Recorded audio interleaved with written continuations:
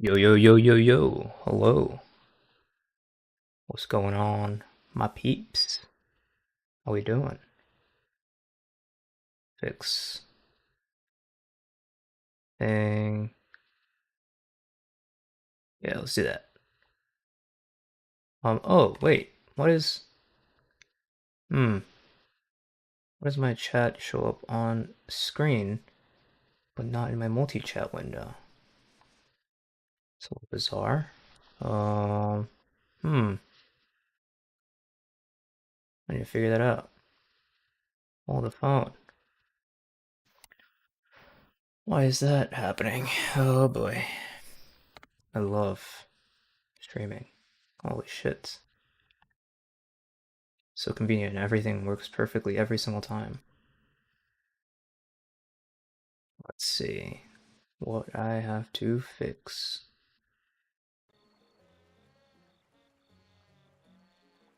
Oh, wait. It's here. I think it's this. Boom, boom, boom. And then I need to copy this, put it there. That work? Maybe?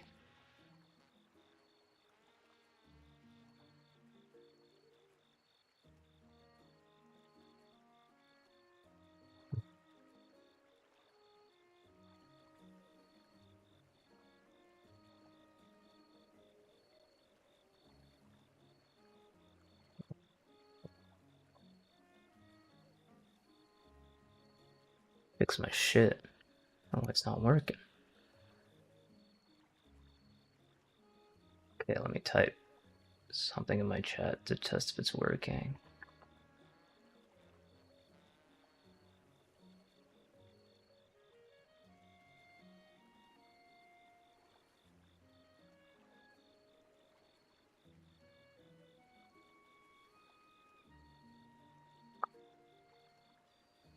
Hello. See if that test works. Oh, okay, it shows up on my thing now. Okay, now I can see my chats. Let's go. Okay, that's a W. Massive dub. Okay. What's going on, people? Gonna be watching Kamala interview because you know I love my Queen Kamala, and apparently been seeing clips going around from this, and this interview was definitely trying to get some gotcha moments. So probably give me some stuff to argue about or to mold about, kind of. Arrive. Yo, what's up, Cha Cha? How you doing? Good to see you, my buddy. My Zippa. Add Temidank emote. I don't even know how to add emotes in Kick Chat. I'm gonna be real. Um, yeah, I generally just have no idea how to even add emotes. Chat, maybe? Do I have to? I don't. Chat appearance? I have no idea how to even add emotes. Be real. What the heck? It's in community? Um, community. I see. I see. Channel emotes and sub only emotes. Make that sub only since you have a sub and I need to put stuff for my subs. So let's do that. Fuck it. There's Timmy Dank.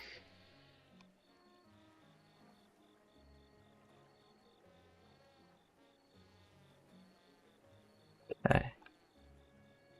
Okay, I think I just added it. Can you try it? Does it work? What Shasha, you have a sub. Buddy. You got a gifted sub. You can see it. You should be able to use it. Hey, what's up, meta guy? How you doing? Okay, I think it works. Test it to see if you can post Timmy Dank. But yeah. Nothing much. What's up with you, meta guy? To refresh the community page after, and then you can use it. I need to refresh the community tab. Um, I refresh the page, it's there. I don't know. Do I need to, like, can you use midstream? Oh, there it is. Okay, boom, there you go.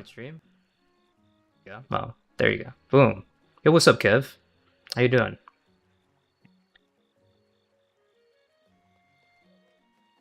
Is there any, do you guys that are here, is there any drama shit to go over? Anybody else come out against Miss Kiff or say some shit, or any streamers say, oh, Emerald's full of shit, or oh, Miss Kiff's a piece of shit, or anything? I don't know. Be funny if so. Otherwise, be watching True. Timmy Dank Klappa. Amazing. Otherwise, yeah, we'll just watch the fucking Kamala interview. I gotta see my queen, how she dealt with this interviewer. Alright, while gaming, because I gotta get my fix of gaming.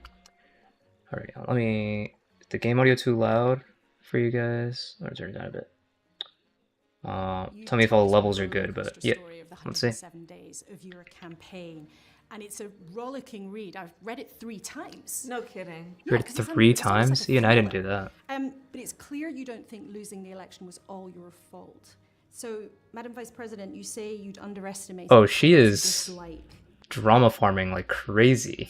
Brother, already start, like, the first question? Like, oh, you said it's not all your fault. Let's see, what do you mean by that? Or some shit, like, Jesus. That was one of the things in the book that, you know, wasn't like entirely on her that she lost, but Jesus. That's one way of doing it. So... Wait.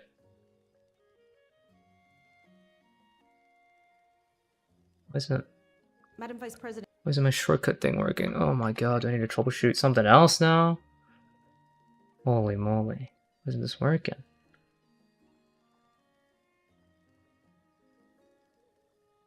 Why isn't my shortcut working? What the heck? Hold on.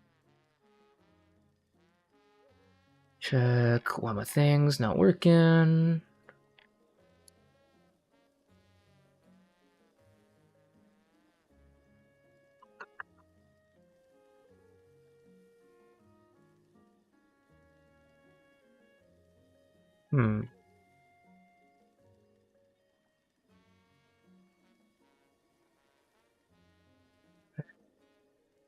Why is it being so cringe?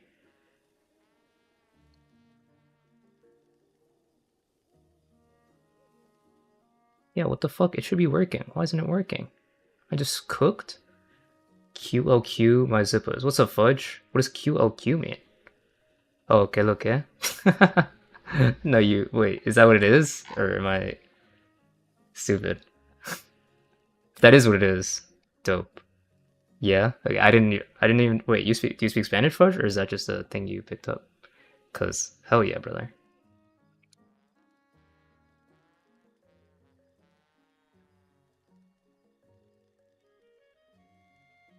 Why isn't my fucking shortcut working? You say you'd underestimated the public's dislike. I have to fucking pause and unpause with my mouse instead of my pedals not working. Fucking cringe. Why isn't the shortcut working? Bro, I'd have to like restart my computer or some shit. I'm not doing all that, so I guess we're just doing it old school with this one. Alright, let's get into the interview. For real this time. Madam Vice President, you say you'd underestimated the public's dislike of a frail 81-year-old running again. Do you feel that President Biden and his team torpedoed your chances of a fair chance at winning the election? Okay, she is clip farming like crazy here. Holy shit. She talked about these things in her book. She's literally just looking for a fucking clip. Like she said in, like the reason she's asking that question is because she mentioned in the book that, like, yeah, like, you know, she, like, one thing that it seemed like people didn't realize on her campaign stuff and like her kind of is that they didn't realize just how bad like the fucking hate for Biden was. And also she mentioned specifically like people on Biden's team were like not really helping her as much as they could have been and were kind of like doubting her and like shit like that. But like, dog, that's already in the book. Like you can just like she's literally just looking for a clippable quote to get. Jesus Christ. fucking schizo. and his team torpedoed your chances of Like, a fair to ask, shake. like, did they torpedo her chance? Like, dog, like, you can just accurately describe what the fuck she said. Like, she didn't say torpedoed, she just said it was a factor or whatever. And I'm sure that's gonna be your answer, because Jesus Christ. And same thing to ask. I've written, the buck Yeah, as she wrote, she's saying, stops like, with me in terms of my campaign. It always did, and I take full responsibility for what I did, and that's part of why I wrote the book. is like to she's not talk shifting the about blame. the Like, reflections Jesus. that I've had on those 107 days, what I thought were strengths, but what I also thought could have been better. And, I wrote the book for many reasons, and primarily, this election Jesus in the Christ, US dude. was unprecedented. We had a president of the United States running for re-election and decides not to run 3.5 months before the election. The sitting vice president then takes up the A lot of shit mantle, going on. running against a former president of the United States who had been running for 10 years, with 107 days to go. On behalf of everyone whose story could only be written My in queen. the greatest nation on earth, Oh my god. I accept Her DNC your speech. nomination to be president of the United I remember. States of America. You were so full of hope, It you is important guys. to You were also so note full of that it hope. turned out to be the Oh closest boy. presidential election in the 21st century in Yeah. the United States. That was and super it was close. important to me to write this book because it is a part of American history. And I was absolutely intent on making sure my voice would be present when history reflects those 107 days. The Yeah. reason that you ended up in Based. that situation, and you say very clearly in the book, essentially you didn't have time. You didn't have time to make the campaign your own. You didn't have time to show the public what you could believe you That is could definitely really one of the do. things she said, yeah. And you also say President Biden pulling out should not have been a choice for an individual ego or an individual's ambition. That is Do you definitely feel one of that the you were quotes. deliberately kept in the dark about what was going on and how much he was struggling? Holy shit, she's like fucking, like, what a, like, she's just literally trying to clip farm, dude. What the fuck? Like, yes, she did in fact say that part, like, yes, that, that she felt like it shouldn't have been up to, like, just one person, that it should have been, like, a more of a team decision of, like, if he was gonna stand, but, like, was she deliberately kept in the dark? Like, you can just read the book. She doesn't, like, say that ever. Like, Jesus, dude. The fuck? Struggling behind the scenes. What I have written is what I believe, which Yeah, is, like, one, it's in the book. we needed more time. There's no question about that. Two, there were many factors that contributed to the outcome of that election.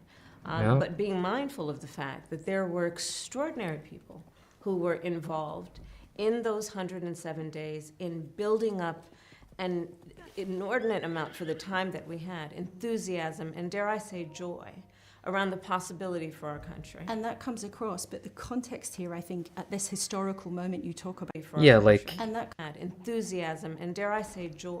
like, she ran a great campaign, like, in just 107 days. Like, there were a million factors, like, that she's just making it like, oh, is it because Biden was keeping you in the dark? Like, Jesus. This historical moment you talk about is so important because there had been months of speculation around the world, here in the UK too, even in April, long before President Biden pulled out.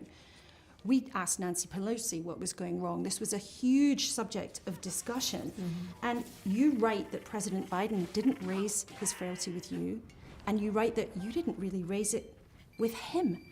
That's extraordinary to read in your account. Well, Is let's it because be you were more precise. Yeah, There is that's a very like, serious- let's be more specific with what exactly she said, because that's a very strange way to characterize that shit. Like, Jesus. read in your account. Well, Is it let's because you be were more precise. There is a very serious difference between capacity to be president of the United States and the capacity to And she's run very clear about that in the book. president of the United That States. And she's gonna say it, and I'll tell you because I read the book, so I know what the fuck she actually said about that. Like, what she said was, hey, I fully think Joe Biden was fully, like, capable of, like, being a good president. Like, his mental capacity wasn't, like, fucking, like, he wasn't a fucking zombie as people try to, like, paint it. He wasn't being, like, run by his handlers or whatever the fuck. he was like doing well as like doing his job, but doing a campaign is a different thing, and it was taking a toll on him. And the debate wasn't good because he was not prepared properly, and he was like incredibly like tired, and like a lot of the shit like was just he's like an old man, and they're working him like 10-12 hour days, and he's like fucking like shit like that. Not maybe not 10-12 hours. I don't remember exactly the like amount of time, but it was like he's just like constantly doing shit. Like, yeah, it's gonna be fucking hard for a man his age. And so it is on that latter piece that I talk about in the book, about my concern about his ability with the level of endurance, energy that it requires, especially running against now the current president. The total initiative. Why? And we're just clipping fucking more border patrol and more asylum officers. And the fact that Biden already had a stutter even before being old. It's like, Jesus. I really don't know what he said at the end of that sentence. I don't think he knows what I he was said that either. So that is what I speak of in the book, and you rightly point Blank out cat. that I, in reflection, realize that, I ask, was it on my behalf grace or recklessness to not raise No, the it's like a point with him question that she about poses. whether it was right for him to run? But let's be clear, my question was never about his capacity to be president. But Yeah. isn't it a strange She's message to very the public clear to in her say, fucking you book know about what, we this. need to She be read it 3 tougher times, she would know. and more able to run a political campaign than actually to be the person behind the desk in the Oval Office, to be the person. Yes, that's what she. Did you hear what she just fucking said? Yes, that is what she in the said. Situation Room. So did you just not think it was that bad, or did you feel you just couldn't raise it?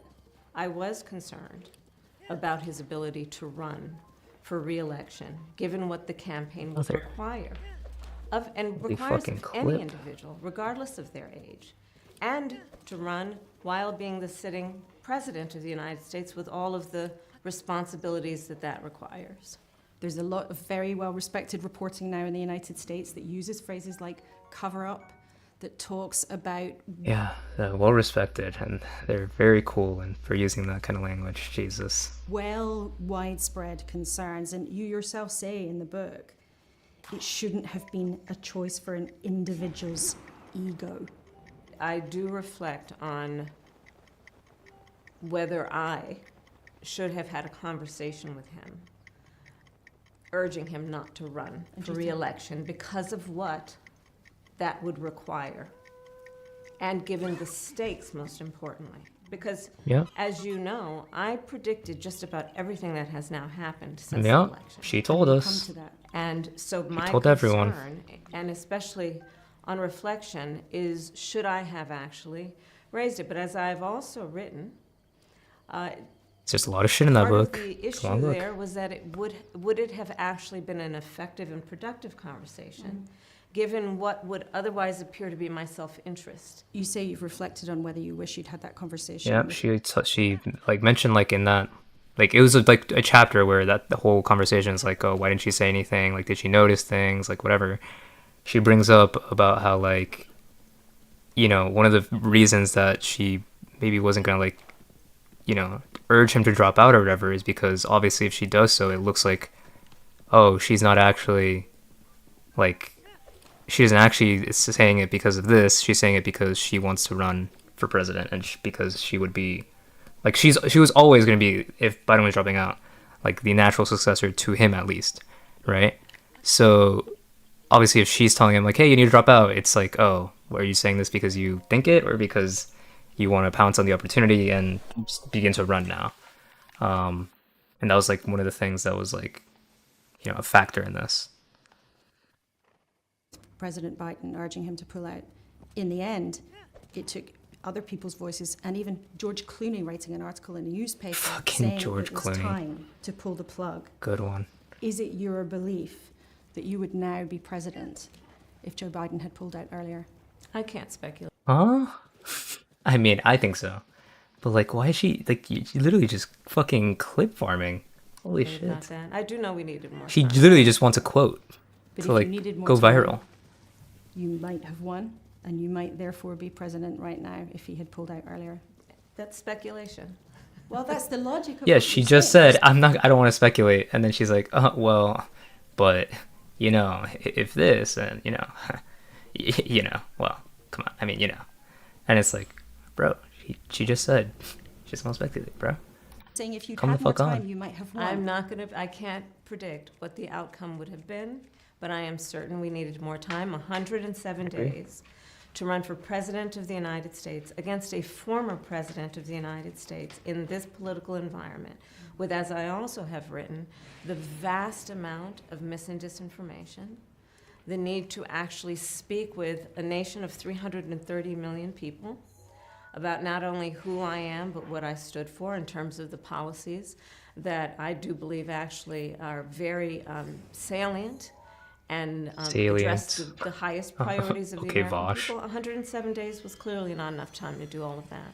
And what leaps off every page is you threw yourself into those 107 days. Indeed, I did. And my team did too. I have an extraordinary team. In fact, Yeah. I've dedicated my book to my team.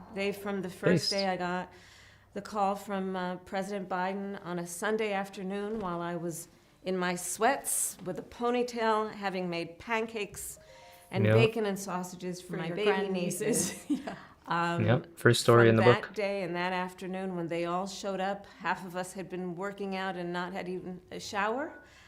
And for those 107 days, they worked around the clock and left everything on the table, everything on the field. And when it comes to your campaign, Based. you've already said the buck stops with you. Indeed. You had massively successful rallies, you had a crazy number of celebrity endorsements, you had Oprah Winfrey turning out for you, you had Taylor Swift backing you. But there's little in the book about why you feel you didn't connect with ordinary voters, those people in the middle who could have gone either I way. mean- And indeed, during the campaign, Gen Z and Latinos, in some numbers, moved across to Trump. You stayed in your comfort zone, didn't you? That was the Democrats' Jesus, what a fucking I clip farmer. Received 75 million votes. Yeah. From a variety of people. But in the Electoral College, you were I'm far not finished. outdone. I'm not finished. I received 75 million votes from people around the nation of every stripe, whether it be geographic location, race, gender, and age.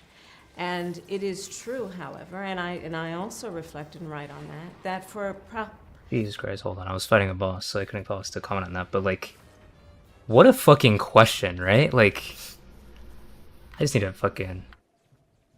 Like, oh, well, in your book, you talked a lot about a lot of different things, but you didn't mention that, some people have asked if you, how should you have gone to the middle or whatever, fuck, hello? Like, she lost by 2 million votes, okay? Like, and she, like what the fuck? Like, she got a fuck ton of votes, and she barely lost in the swing states that would have, like, flipped the election, right? But, like, 3, 2, 1 points, like, percentage-wise, like, and that's it, bro. Like, Jesus. She's literally just clip farming. Gen Z and Latinos, in some numbers, moved across to Trump. You stayed in Also, she talks about, like, this stuff in the book. Like, this stuff is, like, mentioned in the book. Like, she talked about, for Gen Z, like, she talks about, like, like, Gen Z, like, grew up during, like, COVID, and that had an effect, and, like the internet and, like, the manosphere, like, affected a lot of, like, Gen Z men, and, like, the fucking...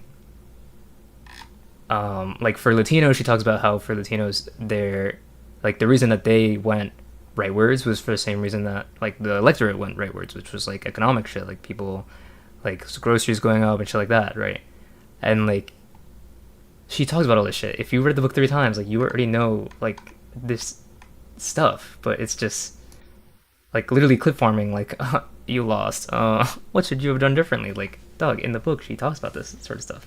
your comfort zone, didn't you? That was the Democrats' problem. Like, you stayed in your comfort zone, didn't you? That was Democrats' problem. It's like, no, that wasn't the issue, because, like, she talks about what the issues were in the book, and, like, she doesn't think that it was that she stayed in her comfort zone. No, she thinks she made some mistakes and, like, messaging possibly, and, like, other things, but not staying in comfort zone. That was the Democrats' problem, as if it's, like, a party-wide thing instead of just talking about her. I like, what the fuck? Received 75 million votes. Like, she from ran a good variety campaign, of dude. people.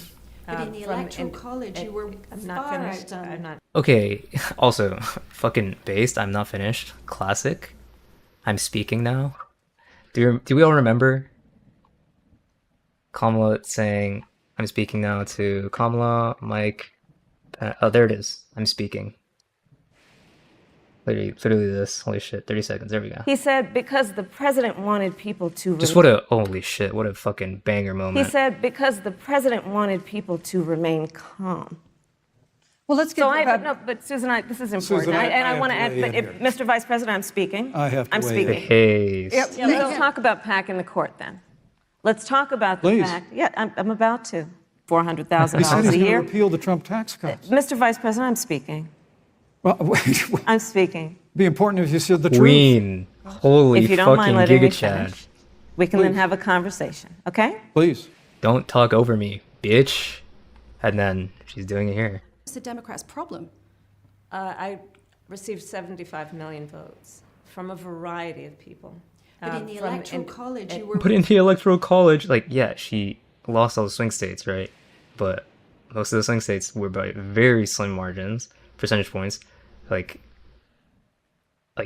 further, the Electoral College is one thing.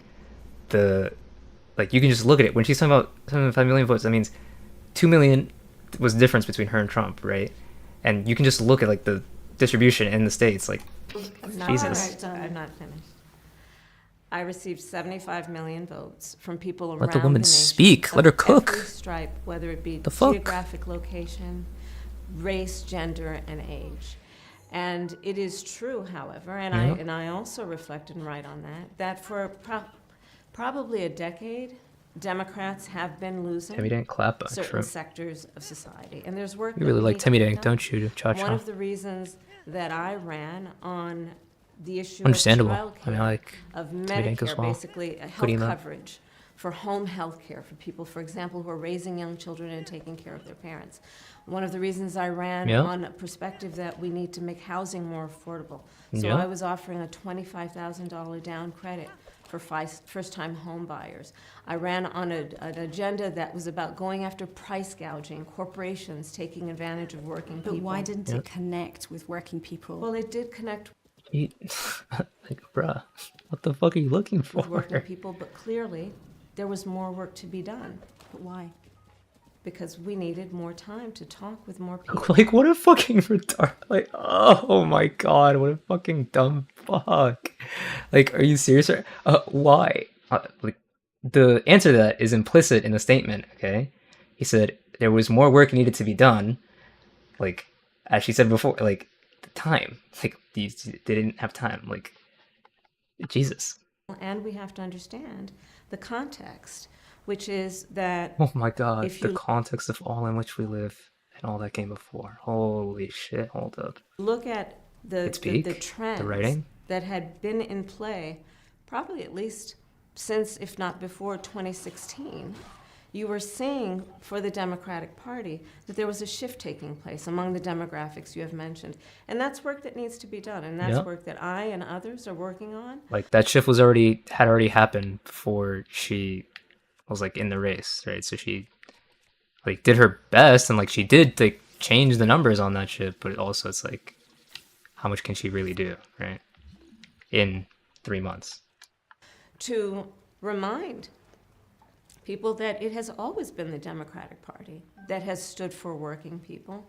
And the work we need to do going forward is also, frankly, to provide the contrast. Because right now we have a president in the Oval Office who is building a ballroom for his rich friends while he is depriving working people of health care during this government Yeah. shutdown period. Let's talk then about that. There's a evocative moment in the book where you realize you've lost and you say, my God, what will happen to our country? Yeah. I remember. And as you've mentioned, the Trump administration is pulling remember. down the east wing of the White House. They're turning many conventions on their head. There's a shutdown in the federal government. In the campaign, you said Donald Trump was a fascist. Do you think he's running a fascist authoritarian government?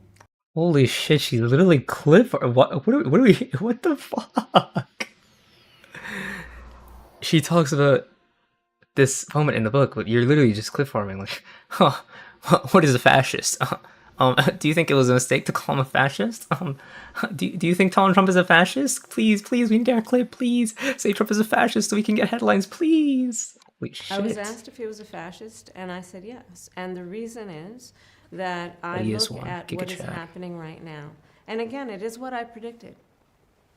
Yeah. He said he would weaponize the Department of Justice. He has done exactly that.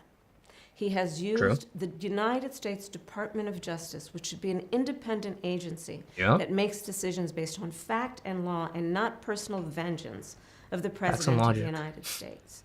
But this is how he has conducted himself, so much so that recently he has dared to suggest that the United States Department of Justice, which is an agency of the people of America, funded by their tax dollars, should give him 200 and X number of million dollars because of a prosecution and an investigation that he rightly deserved. You look at what has happened in terms of how he has weaponized, for example, the federal agencies around going after political satirists who his skin is so thin, he couldn't endure criticism from a joke and attempted to shut down an entire media organization in the process. And you are critical of billionaires and other institutions bowing down, capitulation. There are not all,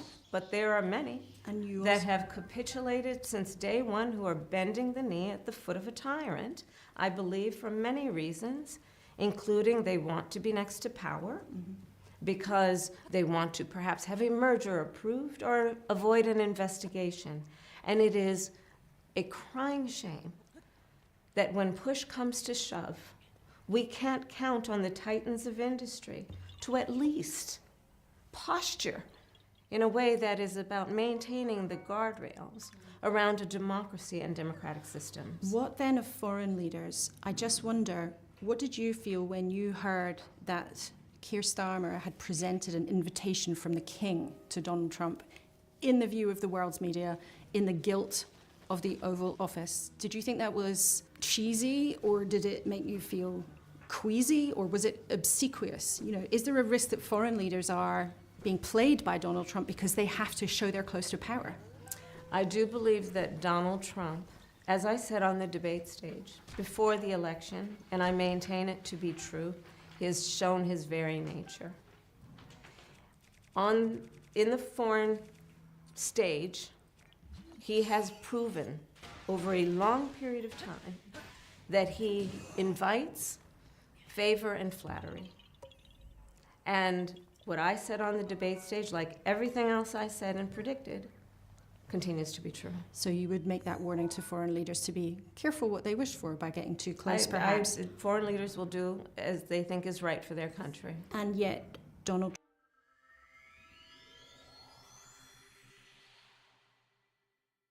To be true. So you would make that warning to foreign leaders to be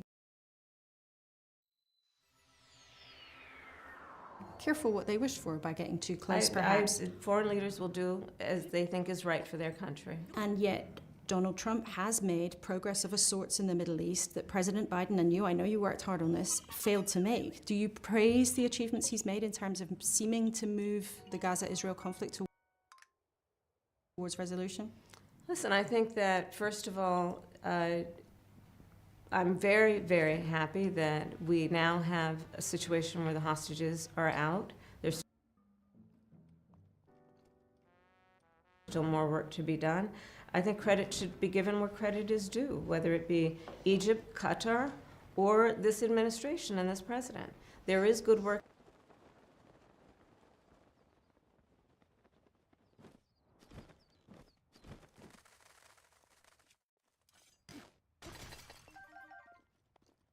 That happened, but there's a whole lot more to do. And as you can see, when we're talking about, in particular, one, the fragility of the ceasefire, two, equally important, and something I've been working on since October 8th, what is the plan for the day after, which includes the security, the governance, and the rebuilding of Gaza. Let's talk then about what's next for you. and also what's changed in your life since then. Donald Trump stripped you of your Secret Service protection at a time when there had been attempts on his life. Of course, there have been other political killings in the US, most notably recently the killing of Charlie Kirk. Has Donald Trump's decision put you in danger? I feel safe. Oh shit, I'm muted? Why didn't I even say anything? Fuck you. Well, thanks. I appreciate it. Yeah, I did. I didn't realize I was muted. Whoopsies. Why do you Wait, how long? Hold on. What did I say last? I'm never gonna be proven wrong. She's clip farming the fuck out of every question. Like, every question, she's trying to get a headline, trying to clip farm. That's it. I'm like, Jesus. you think he did it? Damn, You I was have to ask muted. him. Well, you must have thought Rip. about it. You have to ask him. I don't pretend. Next time to that know happens, why just say people lol do W what they true, do okay? on a They don't daily know. basis. In terms then of what is next for you, you write very powerfully about the differences. Temmy dang. that That's, you many know what? women That's a good face use of in it. your Good thing I life, added whether it. That was your meeting with Angela Merkel, Not or wrong. the I experience of deserve it. growing up with your extraordinary mother, or the stories of your baby nieces, Amara and Leela. When are they going to see a woman in charge in the White House? In their lifetime, for sure. Could it be you? Possibly. She's literally. This is the headline that came out of everything. Was like her asking like, could the first female president be you? And she said possibly, right? Like every question, it's literally just fucking farming. Have you made a decision yet? No, I have not. What about running again as someone else's vice president, or maybe being part of another ticket? If Gavin Newsom, your fellow Californian, said, "Hey, come and be my Secretary of State," would you Bro. consider that? And that's another clip farm, obviously. Like, oh, Kamala says she doesn't want to be president anymore. She wants to be somebody else's. Like, bro, Right now, I'm Jesus. focused on my book tour. Yeah. And I'm glad to know that you read it 3 times. I did. I read it 3 times because it's a great read. She definitely did Thank not you. read that shit 3 But times. You say in your book, Guaranteed. "I'm not done." That is correct. I am not done. Yep. I have lived my entire career a life of service, and it's in my bones.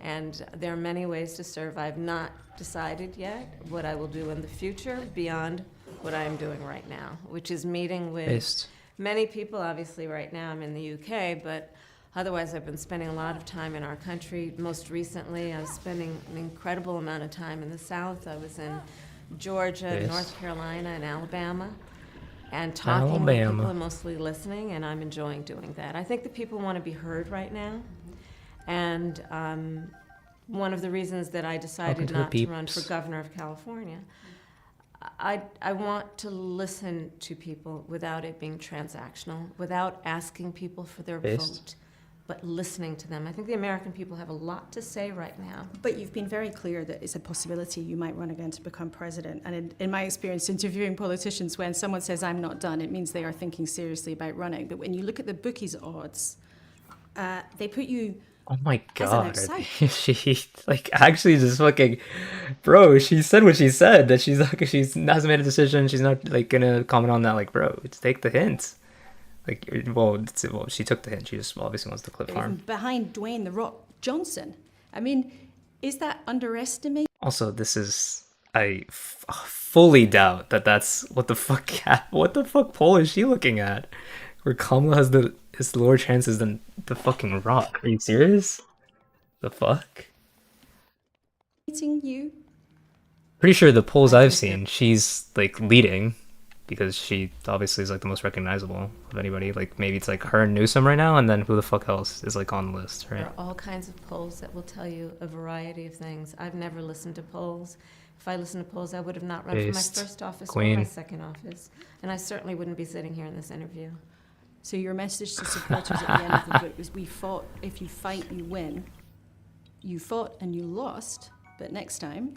No, if my you message fight- is, as you Bro, what? Why?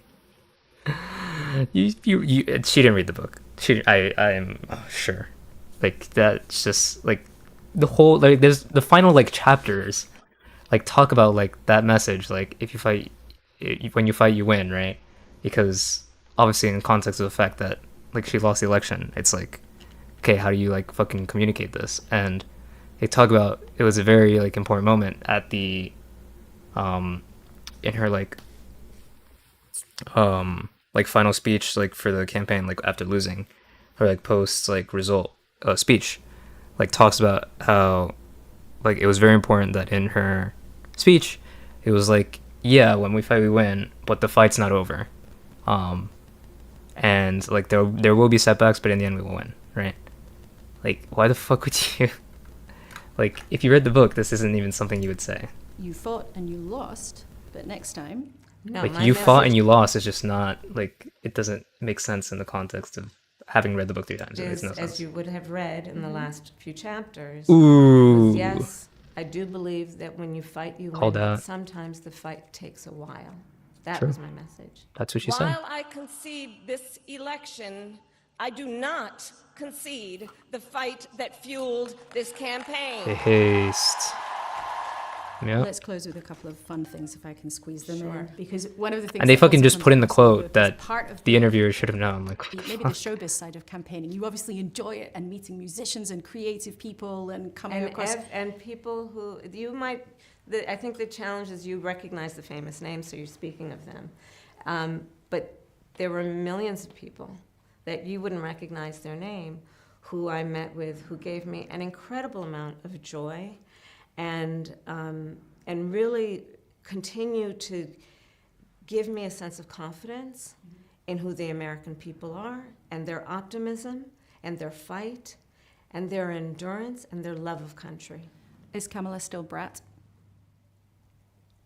I think we're going to have to ask that beautiful artist who said it over a year ago. Maybe we'll ask Charlie XCX. Yes. What do you miss most about being vice president? I worked with wonderful people, and that was great. The work that I do because I want to solve problems, and there was good work to be had. And what do you miss the least? I don't know. These are high-class problems to talk about things like that, you know?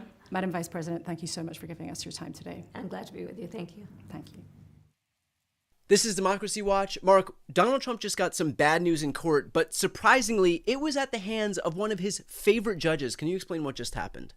Yeah, so it was at the hands of probably his favorite judge and dealt to perhaps his favorite member of Congress, Ronnie Jackson. Remember the disgraced White House physician who ran for Congress and became super MAGA, and now he's Donald Trump's favorite member of Congress. Well, he had filed a lawsuit in Texas before Judge Matthew Kacsmaryk, who is one of the most reliably conservative pro-Trump judges. He had filed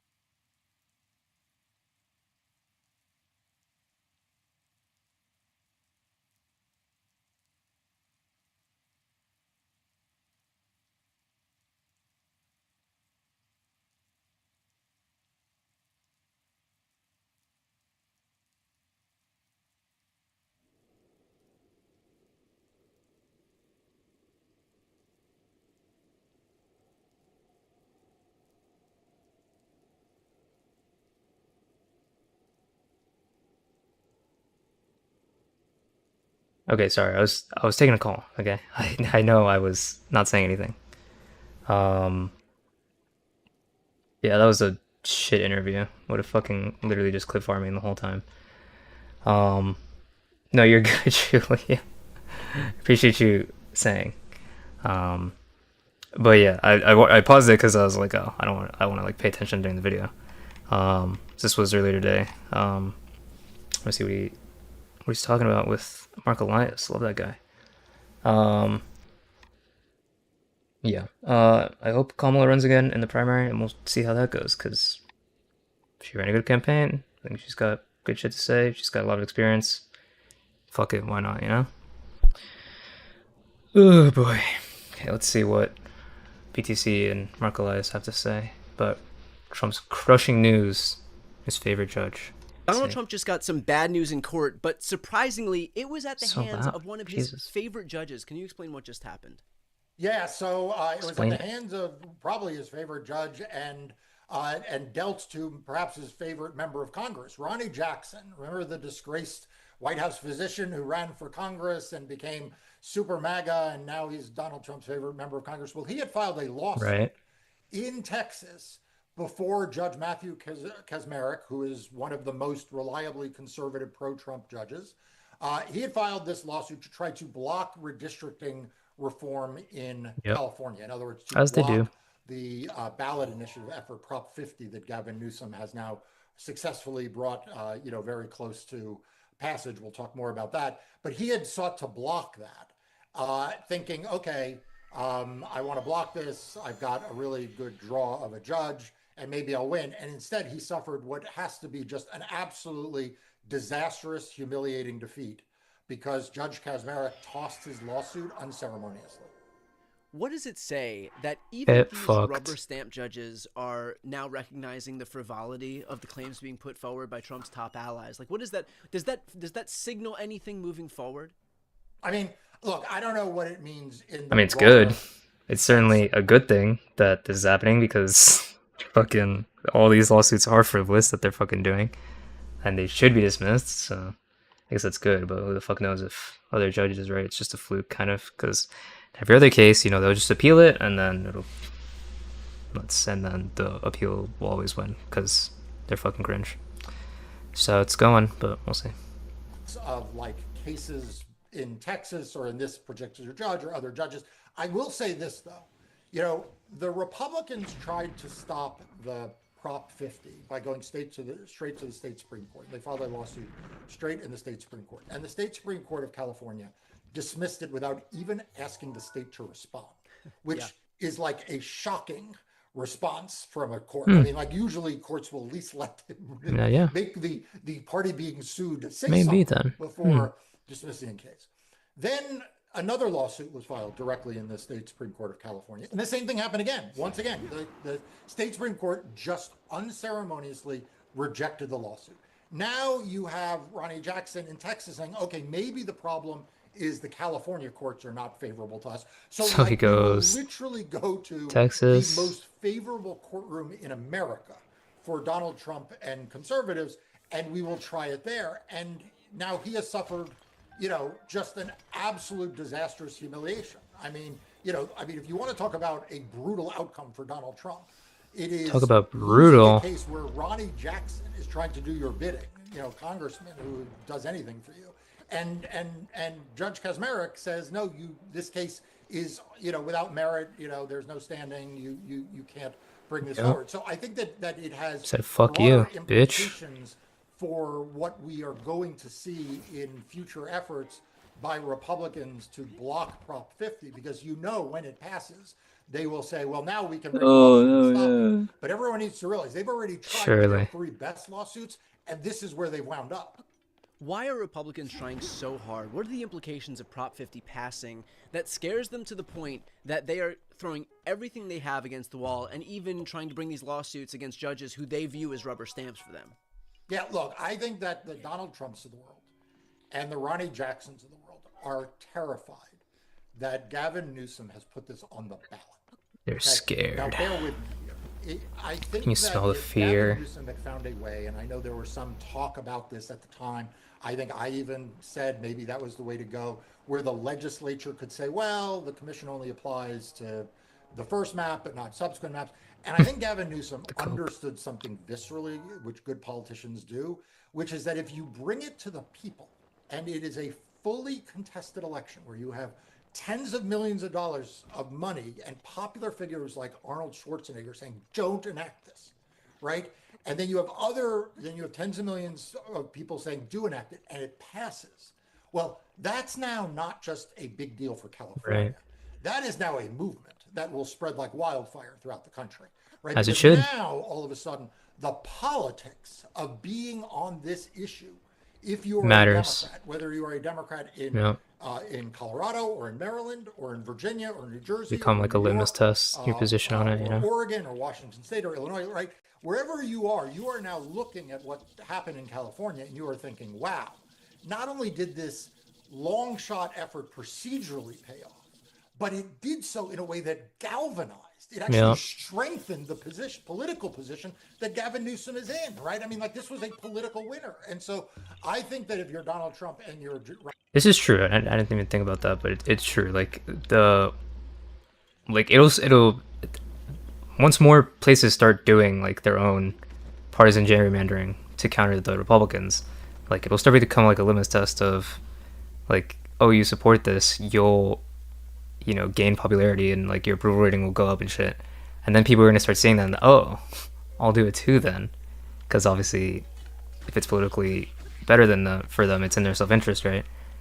Even just on that sense, but also it'll make, like, even if it's just people like, oh well, I don't know if this is like the politically the best move, it'll start making people realize like, oh shit, this is actually good, and then they'll be more incentivized to do it.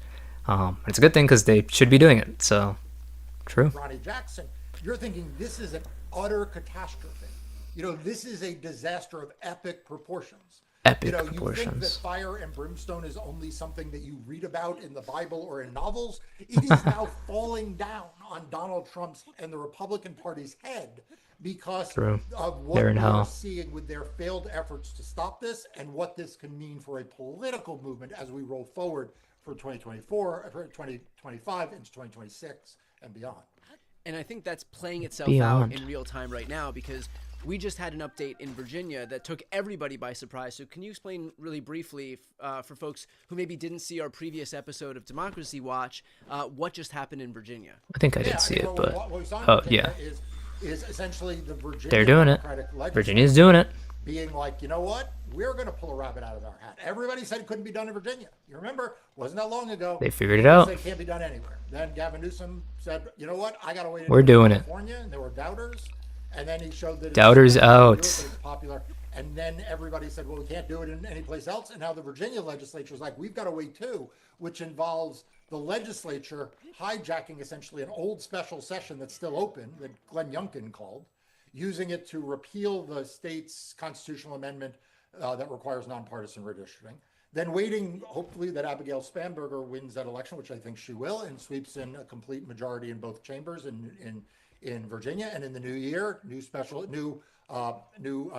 of the legislature, they do it a second time. That's what's required in Virginia, to then put it on the ballot for the voters of Virginia, to then repeal this constitutional provision in the state constitution. Yep, and then now they can do the it. legislature can draw its own map. Now, that sounds like a lot of steps, but honestly, It's really a not lot of that steps in much. California. Yeah. And that momentum forward is Yeah, and California's done a lot of stuff too. Just put it on the ballot, and then it'll happen. That's it. You know. causing creativity and spine stealing by the legislators and the elected officials, but it's also creating a positive political momentum among voters. And that is always Hell the yes. rocket fuel. You want to know how you make, no, we probably can't. When I went to No Kings, I was wearing a Newsom did everything right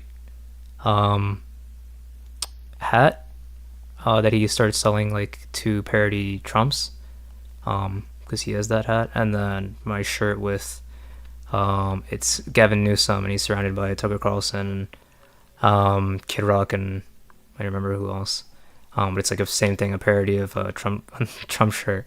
And a lot of people were saying like, yeah, let's go, and that's here in Florida, right? Like, people are seeing Newsom and they like him, you know, like shit, like they like the shit he's doing. Into Yes We Can, the old Obama slogan. Yes, we It is can. by people. Obama. being behind Holy it. shit, they said That it. is what has happened now in California. Is it shown that it is not heard a it. backroom effort. It's actually an organizing effort. It is an affirmative. People in California are excited about this as a movement for democracy. And do you presume that if we see, for example, this California referendum win not just 51-49, but 65 plus in favor of Prop 50, do you think that we're going to see a whole slew of governors across the country recognize the political benefits of doing so, not just God, the I electoral hope so. benefits, not just the moral benefits of doing this and actually fighting for democracy, but the political benefits, Yeah, and seeing it's kind of what people in matters in states some like ways. So. Colorado, states like New York, New Jersey, Maryland, Illinois, possibly Little Oregon W, and true. Washington. Absolutely, right? Because all of a sudden, the politics of the issue shifts. And why do I say that? For decades, it has been the operating assumption within the Democratic Party that the winning side of the issue for a Democratic politician is to be pro-reform. In other words, to say, I oppose partisan districting. I support nonpartisan commissions. I oppose politicians drawing lines. And for many, many years, that was, in fact, the right position, both morally, but it was also... Which the makes political- sense. Yeah, you shouldn't want partisan gerrymandering, like even if your side's doing it. It's good now because they're doing it. So doing it in retaliation and self-defense, hell the fuck yes. Let's do it. That simple. Newsom is showing is that actually you can reverse the politics on it along with the morals of it, right? Like, we can all agree that what's going on in California that Democrats are doing is the right thing for democracy. I mean, there's no, I mean, Barack Obama is right. I mean, like, oh, Obama, he said it again. I heard it. I took a hit in game because I was pressing the button. It's also going to be proven to be a politically popular thing to do. In other words, not something, as you say, that you could muscle over the line with 51%, but that it genuinely would excite and inspire Democrats and independents to come out and vote for it. And if that happens, then the entire calculation for Democrats from mayor to legislator to governor to House and Senate, like, everybody will have something to say. Changes, because now this issue becomes the way to organize a political movement that is both pro-democracy and also really good politics. Right, so those are the implications for Democrats and Democratic politics. Going back to the Republican aspect of this, as Democrats, Mark Elias is literally an election lawyer; he would know. As it relates to redistricting and redrawing, what does this decision by Judge Kaczmarek do to the broader ethos on the right? Yeah, so look, I think that this has to be a 5-alarm fire for them. I mean, there must be alarm bells going off at the White House right now, because they didn't just lose these cases in California, but as I mentioned, they were humiliated. And now they've lost a case in which a plaintiff, who is a Republican member of Congress, who is as closely associated with Donald Trump as humanly can be, and brings a case in the most favorable courtroom that he possibly could bring in Texas, and he loses out of the box. And imagine so all of a sudden, getting humiliated like that. They have to fucking loser. That perhaps they are going to lose more cases than they think they will. That they may not have a lock on what's going forward. You know, we've talked about this before. My law firm, after the Texas map was drawn, brought immediately a lawsuit within hours after it was drawn. Because he's based. That lawsuit also in the state of Texas, different judges. That's in El Paso, Texas. That lawsuit went to a 10-day hearing. And, you know, other than Democracy Docket, you haven't heard about it in the media. The legacy media forgot the fact that this was even challenged. They forgot. Well, I'll tell you, my law firm did a 10-day mini trial hearing in Texas to try to say that map should be thrown out as violating the U.S. Constitution and should not be allowed to go forward. And I think for a lot of Republicans, which is true, like the legacy media, they were like, we don't have to worry about that. I suspect there are a whole lot of people in the White House in Washington, D.C. ordering transcripts right now from that hearing and probably going on Democracy Docket's website to check out the coverage. Hell yeah. During that hearing, because all of a sudden they don't look necessarily as invulnerable in court as they perhaps thought they were. And I should just note for folks who are watching right now, not only is Mark's outlet the only ones covering what's happening right now on the redistricting front, on the democracy front, on the voting rights front, but he and his team are the ones fighting these fights on the front lines in the courts where it matters most. So this is really he's literally in it. A full service approach from Mark and his so team. fucking so based. A small step that like Mark Elias was I mention it often when we're watching a video he's in, but he was targeted by Trump because he was part of Hillary's legal team. He, in Kamala Harris's book, she mentions that on election night, they called him to see if they had a case for if there was any fuck shit during the election. He said no, there's not really anything actionable. This guy knows what the fuck he's talking about. He's based as fuck. That we can all take to show some appreciation, some support for the invaluable work that Mark and his team are doing. Please sign up for Democracy Docket. That's the news outlet Mark founded to focus on everything voting in elections. Again, as Mark mentioned, they've been doing excellent coverage in terms of all of this stuff that is being largely ignored by legacy media. So I'm going to put that link right here on the screen and also in the description of this video. If you're not, won't get this on the legacy media. Show some support for Mark and his team and sign up. I'm Brian Taylor Cohen. I'm Mark Elias. This is Democracy Watch. Boom, boom, boom, boom. He was asked. Holy shit. What was that? Oh. I accidentally started playing the music again. Whoopsies. That was loud as fuck, Jesus. Okay. I saw this video by Hutch. I'm taking the black pill. I'm sure it's a clickbait title, but what is he talking about? Has anybody watched this? Anybody know? Is this worth watching? Hutch rants about Democratic voters and a lack of appreciation for Biden's progressive record. Oh, we're just gonna agree with everything it says? Ugh. I don't know if I need to watch that then. He's just gonna say, oh yeah, Biden's good and people don't appreciate him, and probably will be true. I'll just agree with everything. Oh, should we watch this or just go straight to Luke Beasley did an episode on Jubilee. One Gen Z liberal versus 20 boomer Trump supporters. I watched a few minutes of it. It's pretty fucking cringe. They're all fucking retarded. As you'd expect, but it's always funny to watch, you know? So, I don't know. Should we watch that?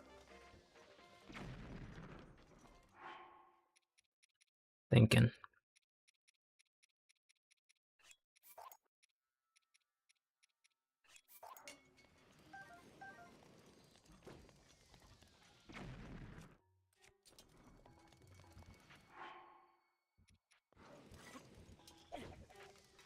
Oh, I fucked that one up. Okay. Try again. There we go. Is he gonna suck it up? There we go. There we go. Okay. Cleaned my sword. There we go. Boom. Soldier's broadsword. Not bad. I don't know if that was worth. I don't need this thing. Alright. Get me out of here. Okay, fuck it. We'll watch the Hutch vid. If he was Why president, not? if Some drama. he would sign Medicare for All into law if it landed on his desk. He said, I would veto anything that raised taxes on American families. But do you know what is the most important part of that entire exchange? Is that a good level? Is it He was too loud, too quiet? never going to get a Medicare for All bill landing on his desk. It wasn't going to happen. And then you guys take the bait because you hate normie libs. He said he was going gonna to get Medicare for All. You hear He that didn't. answer and you're like, you see, he doesn't want to give you health care. And then what does Biden do when he's f***ing president? You mother... Now I'm crashing out. You Crash out. mother... Then what does Biden do when he's president? We get healthcare coverage in this country at the highest rate the country had ever seen. Healthcare got buffed 95% when Biden was of people president. in this country Because had of him. healthcare coverage on his watch. And instead of focusing on that, you focus on a bullshit question from 2020 that didn't matter. Yep. You are missing the forest through the fucking trees, man. True. For the love of God. You know who I am? I might just be black-pilled an on, agree about guys? everything. No, vid. I'm not black-pilled. You know who I'm kind of black-pilled on, guys, more than anything else? I'm just gonna it's accepted, okay? I am just gonna unabashedly accept my role moving forward as just a full-throated Democratic Party shill. Let's just do Okay, it. Let's Baze. make it official. We can It's get official, like a guys. ribbon or Something like we a had no idea about. uniform He's a or Dem Party hat shill. Giga Chad. or tattoo. I'm just gonna commit, bro. I am He's fully gonna in the what? tank for the Democratic Party. Because you know what I'm kind of black-pilled on, guys? The fucking voters. The True. pesky They're fucking retarded. voters. The people are retarded, guys. Always remember.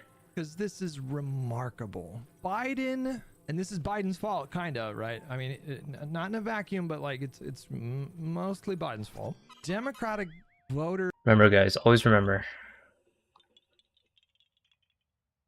Put the people. Always remember, guys. Because democracy basically means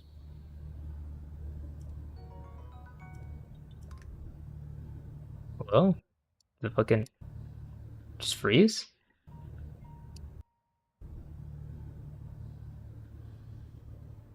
government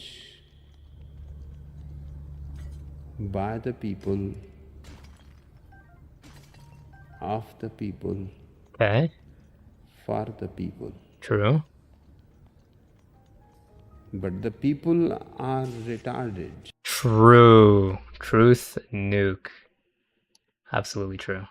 Are Always remember now that, at a guys. The point- voters and this are is just a retarded. sentence that just seems kind of Always have We'll been. know more when we get more polls, probably next week, about this primary, because I guarantee you there's a ton of pollsters in Maine right now that are asking a lot of people. Oh, you the know, fucking guy with the Nazi tattoo. Yeah. That's some shit. Democratic primary voters. So we're gonna get a clearer picture of how this scandal, or I don't know what you call it, how it impacts the races. But I'm internally preparing for his popularity to go up, you know. But because of Joe Go Biden, up? we're potentially in a I don't know. universe where Like, lefties are fucking. Like, lefties are glazing him on fucking Twitter a bit, but like. I don't know if his popularity is gonna grow because of that shit. Like, actually. Like, with actual voters in Maine. I doubt it. I don't know. Yeah, it's just vibes though. Don't look at the polls or anything. Democratic Party. One thing we can all agree on, true. Think that age. Well, yeah, that is something everybody can agree on. Even Republicans agree on that. That's why. But they like that. They like that the votes are retarded because it helps them. More of a liability than a Nazi tattoo. That's what's going on here. Joe Biden, the things he did as president should have given progressives in this country like boner. Orgasms. The way he Okay, he said it better than I could. Was by far more than Obama. Oh, he said it. I heard it. Obama. More than Carter. Maybe not more than LBJ, you know, like the Civil Rights and Voting Rights Act is pretty fucking progressive. More than JFK, you know, like without a doubt, there's no debate about this. Just the most progressive, one of the most progressive presidents, literally that has ever served. True. He was doing things not that wrong. Should have made progressives so fucking horny that they have to excuse themselves during the work week, you know, like they have to go to the bathroom to fucking rub one out or flip the bean. Okay, brother. None Hello? of it mattered. I mean, it mattered, but none of it mattered. I don't know if you had to go that far, but true. You know what mattered to voters? Him stuttering from time to time and mixing up people's names and, you know, walking like an old guy and then having a brain zap moment on a debate stage. Yeah. And I'm not saying that people shouldn't have been concerned about his age. It's not like I wasn't, but to me, it didn't matter. Like, yeah, who the fuck cares? You know, keep voting for him anyways. Anytime you watched a press conference from him, it was always kind of like anxiety provoking because it's like, oh god, what's he gonna say this time? Is he gonna fuck up? The fucking day after the debate. What I recall happening, I think, the day after the debate. Okay, so put yourself in the mindset of the debate, right? Let's see. Where was he? Where was he at? Really rough start. It did get a little better, you know, as the debate went on. Not by much, but it did get a little better. Like, it was definitely a rough start to that debate. For sure. And then I'm in my head thinking, fucking hell. Like, there's just no good options right now. He stays in the race. Don't love that option. Drops out of the race. Don't love that option. Really rough. Just, you know, it was just like, all right, well, okay. You know, we're here. And so it was like, what do we do? What are we going to do? Well, let's see how he reacts. That was like my first reaction because replacing a nominee that close to the election is unheard of. Crazy. And can't do it. I mean, we did it, but like it was at the time it was like everybody was shouting it. It was like that's a fucking insane thing to like want. Like risky. And so it's not that Jesus. I didn't see the danger of him staying in the race, but the alternative is also just not great. And so and Kamala's numbers were horrible at that time. They got better. Yeah, like people were like looking at numbers and like it still wasn't like good. Like even if he fucking did drop out, like the polls weren't looking good either way. Now we ended up seeing what happened, and Kamala ran a great campaign and did get like the numbers way the fuck up. But you know that wasn't guaranteed. But she was polling like 2 points behind him, you know? So the next day, Joe Biden introduces Volodymyr Zelensky in a press conference. Zelensky? I did see this, yeah. One small problem. He introduced Volodymyr Zelensky as President Vladimir Putin. I remember, the day after the debate. I remember. And I was like, wasn't good. I think there's a clip that went nuts on livestream fail of me just like I physically just cringed. He did catch it. That's true. He did catch it. That's true. And that is true. That clip was going around, but he corrected himself immediately, like, oh, I mean Zelensky or whatever. He did say that, but it's not a great look, you know. But all this to say, now because people got so freaked out about Biden, they're like, we got to get rid of the old people. We got to do a purge of a nonviolent purge of old people. Got to get them out. And so because of that, now people are like, okay, yes, he has a literal Nazi tattoo. I hear that. I do. I hear that. But Janet Mills is old. So yeah, like Jesus. That's the fucking choice in the fucking main Senate primaries. Like Hard to say. the incumbent, or I don't know even know if it's incumbent. I think it's just an old person. And then the guy with the Nazi tattoo. Like, come the fuck on. Like, this shouldn't be that hard, realistically. Like that's the Biden impact, and I mean I don't. And like I haven't heard anyone anyone say like anything else besides just like she's 81 or whatever the fuck. I don't remember how she was, 84 maybe. But like, dog, this guy's had a Nazi tattoo. Is that not bad enough? Like, Jesus. I don't know what that says about Democratic primary voters, but it's nothing good. Not good. And I was like, during a primary, one of the things you have to consider is this guy going to be electable in the general? I don't know if you're getting moderates with the Nazi tattoo guy. I'm gonna be real, but you know, We cool. had it so good with Biden, bro. Why not? We had it so fucking good, bro, and it's gone.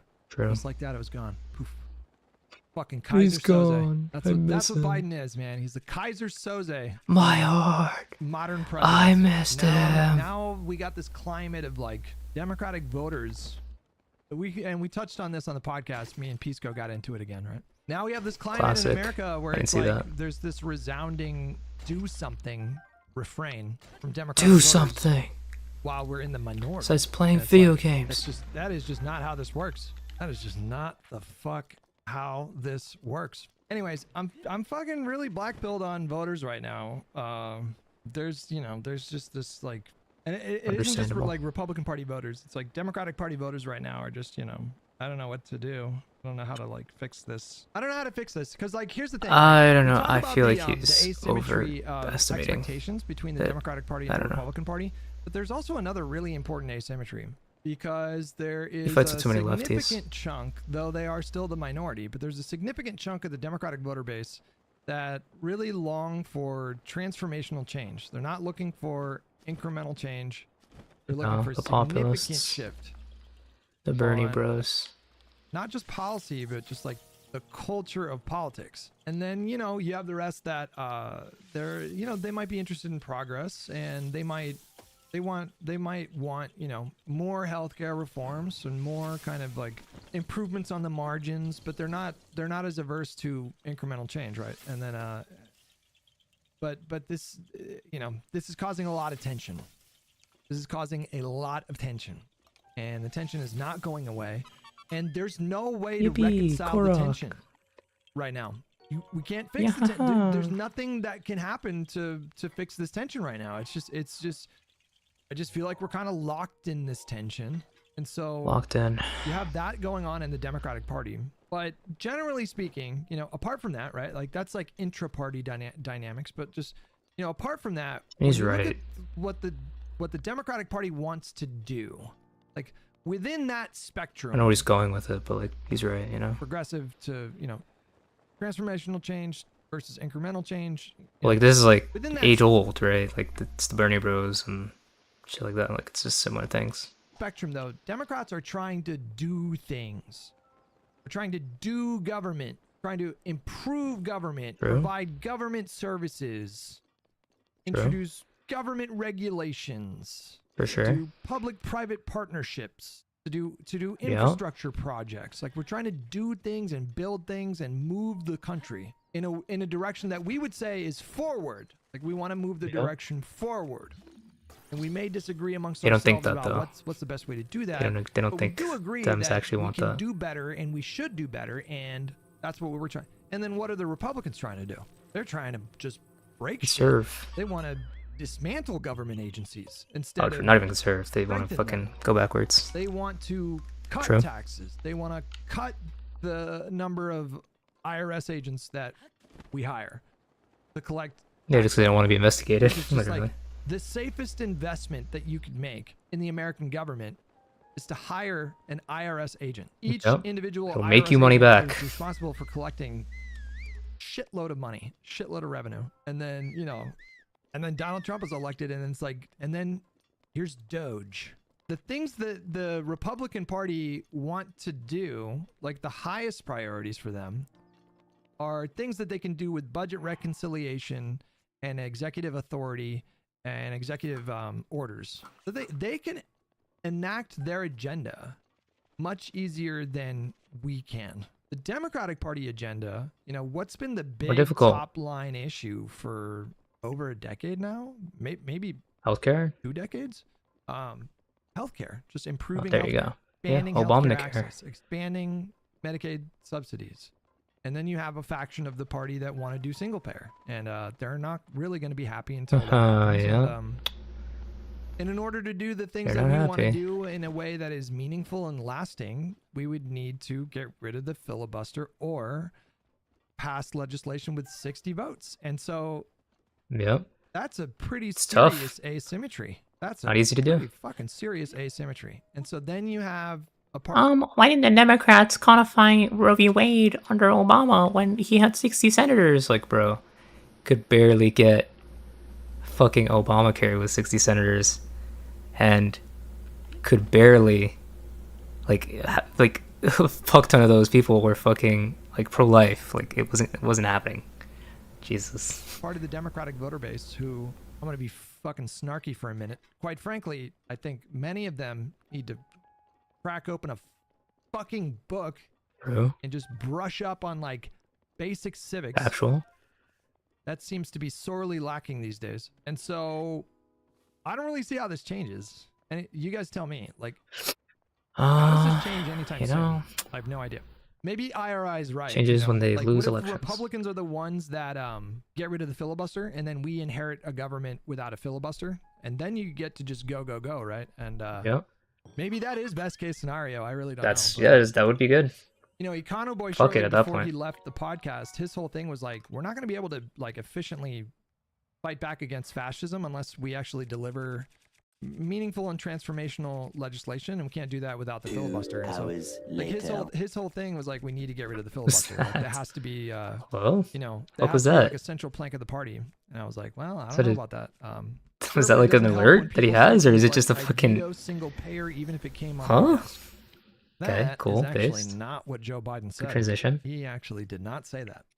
First of all, he was asked if he was president if he would sign Medicare for all into law if it landed on Oh, yeah, his true. desk That was the were intro. he to be elected. And the reason he was asked that is because the media that covers politics are invested in conflict and tension. And they know that True. Medicare for all causes conflict in the party. And so they're just Yep, so they baiting. want it. Because what did he say? He said, I would veto anything that raised taxes on American families. But do you know what is the most important part of that fucking entire exchange? Do you understand what the most important part of that is? None of that matters. The question didn't matter. The non-question. It had no True. relevance to the race. It had no relevance the president doesn't to the pass next laws. Congress and to the next presidential term. It didn't matter. We weren't gonna get it. It wasn't gonna land on his desk. There was no universe where, at any point in Pretty true. Biden's first 2 years, when he had majorities in Congress to work with, there was no chance of Medicare for all landing on his desk. Zero. It was a dumb bullshit Pretty true. question that didn't matter, and they asked that question because they know. But obviously they'll blame the that president Democrats when it doesn't fight happen, so, about you know? single payer versus expanding Obamacare. We just constantly fight about that shit. Bro, hold on. Maybe he's about to fucking say it, but someone in his chat I'm reading said, "So why not just sign it?" The fuck are you talking about? That's are you listening? Hello? Like, what a fucking retard. He can't sign it because it's not on his desk. Because nobody's bringing it to his desk because that's not how it works. The fuck? Like, Jesus. What a fucking mouth breather.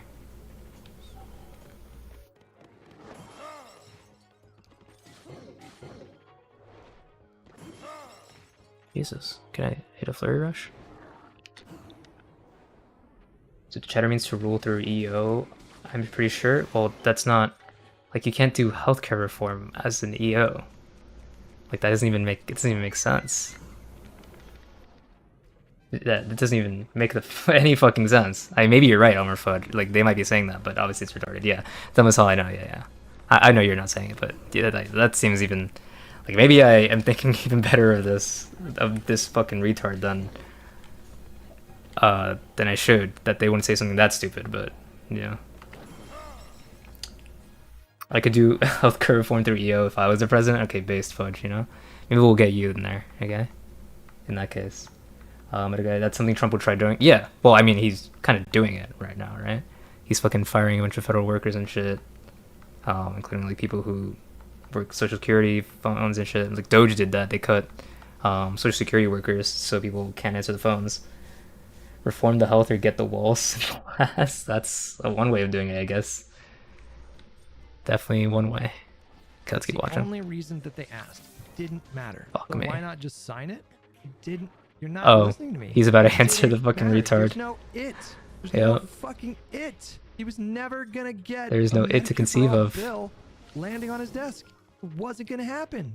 And then you guys take the bait because you hate normie libs, and you hear him say Okay, that. he literally and you're just not doing able the to rant understand the that I context of did the question first. and the answer. And you hear that answer and you're like, you see, he doesn't want to give you health care. And then what does Biden do when he's fucking president? You motherfuckers. Now I'm crashing out. You fucking Face crash out. motherfuckers. Then what does Biden do when he's president? He expands Medicaid, or I'm sorry, Whoa. we get health care Misspeak. coverage in this country Careful. at the highest rate the country Left had is a ever pounce. seen. 95% of people in this country had health care coverage Pissed. on his watch. The highest rate of coverage ever in the country. And instead of focusing on that, you focus on a bullshit question from 2020 Yep. that didn't matter. You are missing Doesn't. the forest through the fucking trees, man. For the love of God. Fucking voters, man. Fucking Fucking voters. They just, like, there's True. no perspective. There's no historical context. There's none of that. It's just like, we got a good thing going right now, man. We got a good thing going. We got a good thing going. And yet, if you talk to the like Democratic voters, they're like, this is the worst No. political party ever. And, like, I Hello. don't need to- Why don't they?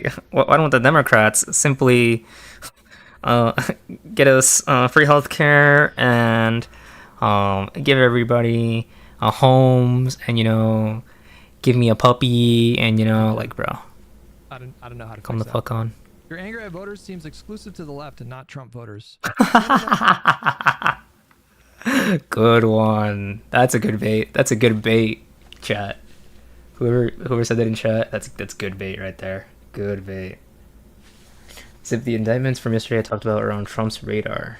Oh, I saw he said something about this. Yeah, the NBA shit. I think I saw maybe this truth that I'm about to open. It's worse, the NBA. Yep, I saw this one. What's worse, the NBA players cheating at cards and probably much else, or the Democrats cheating on elections? 2020 presidential should be rigged and stolen is a far bigger scandal. Look what happens to our country when a crooked moron became our, quote, president. We now know everything. I hope the DOJ pursues this with as much gusto, quote, as befitting the biggest scandal in American history.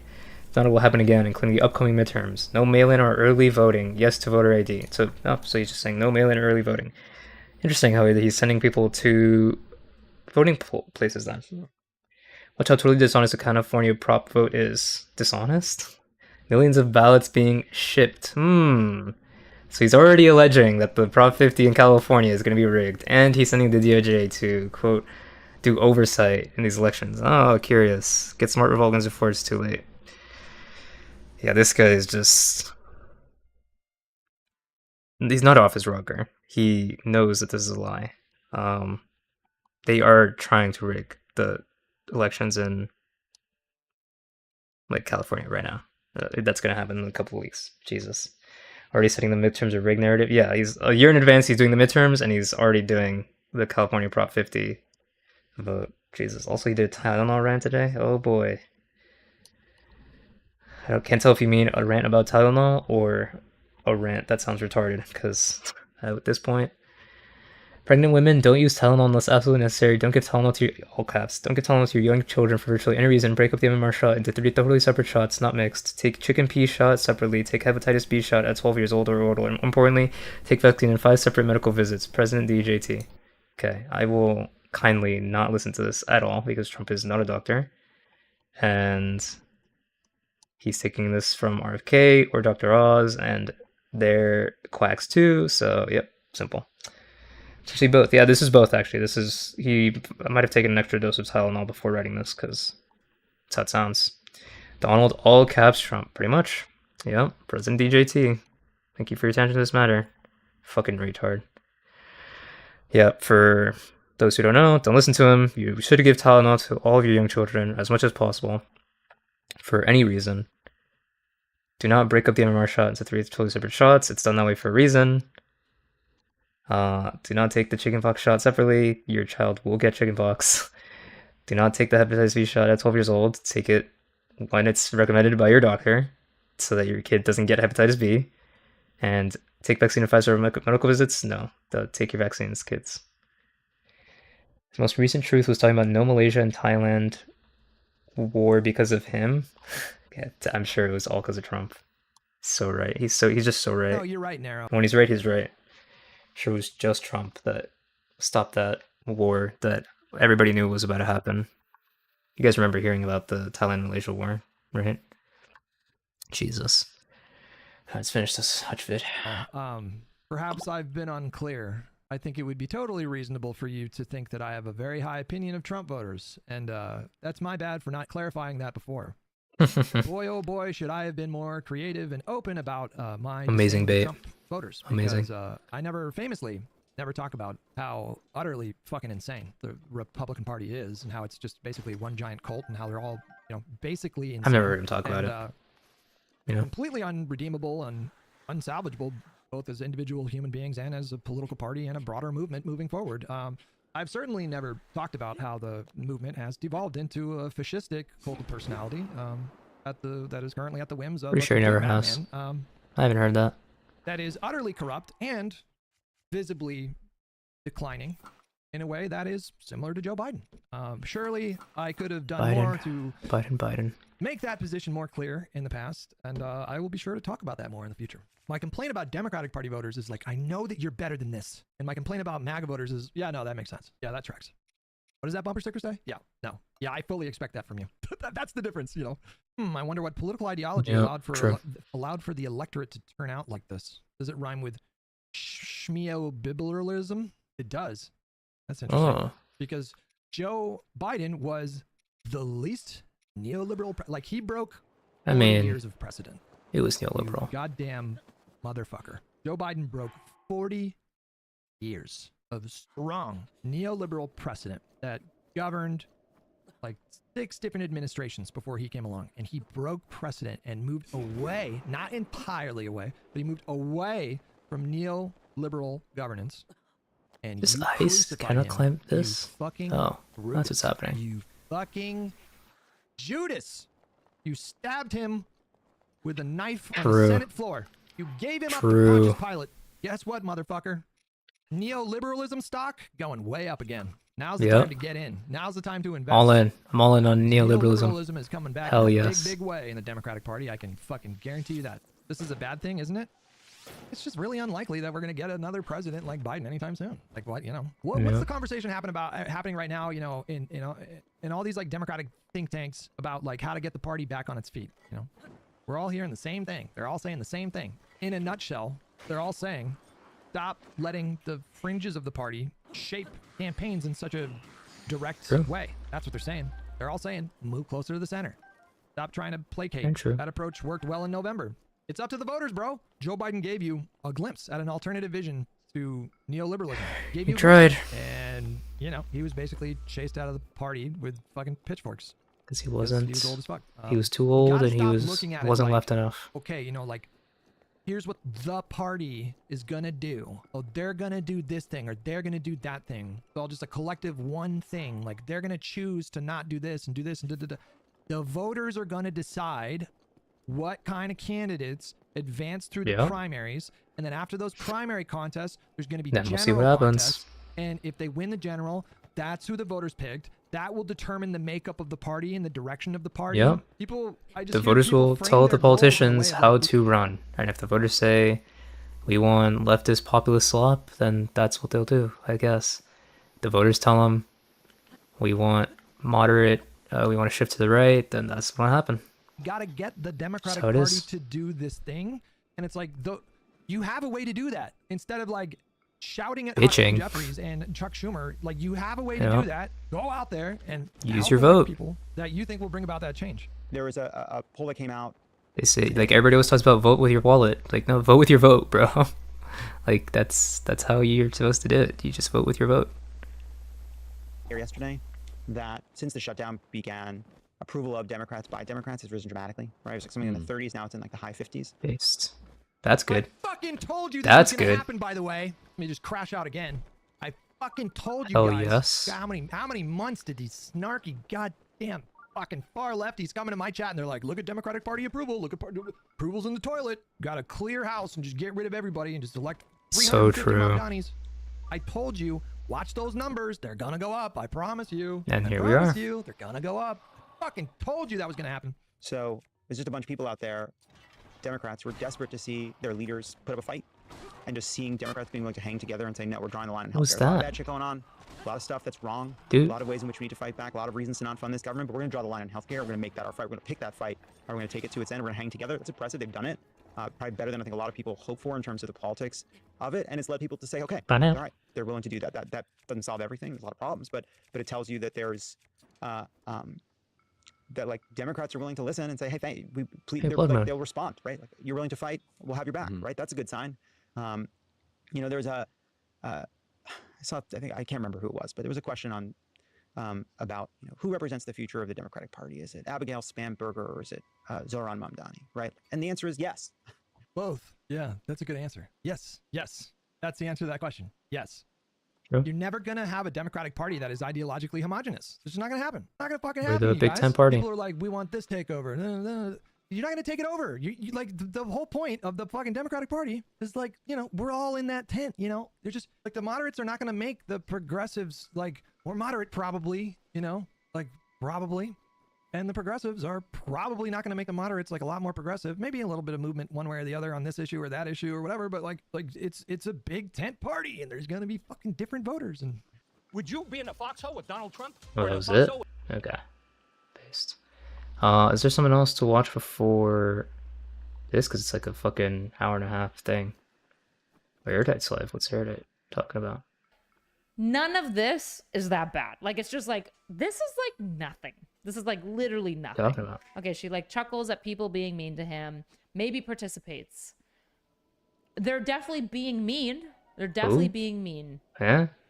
On a literal nothingness panel. They probably collectively have like 13 Bob voters. Nor? Like, who cares? Andrew something? Like, literally, who cares? I don't know what you're talking about. Context. Trump gets ultimate humiliation about his ballroom. Hold on, let's see that.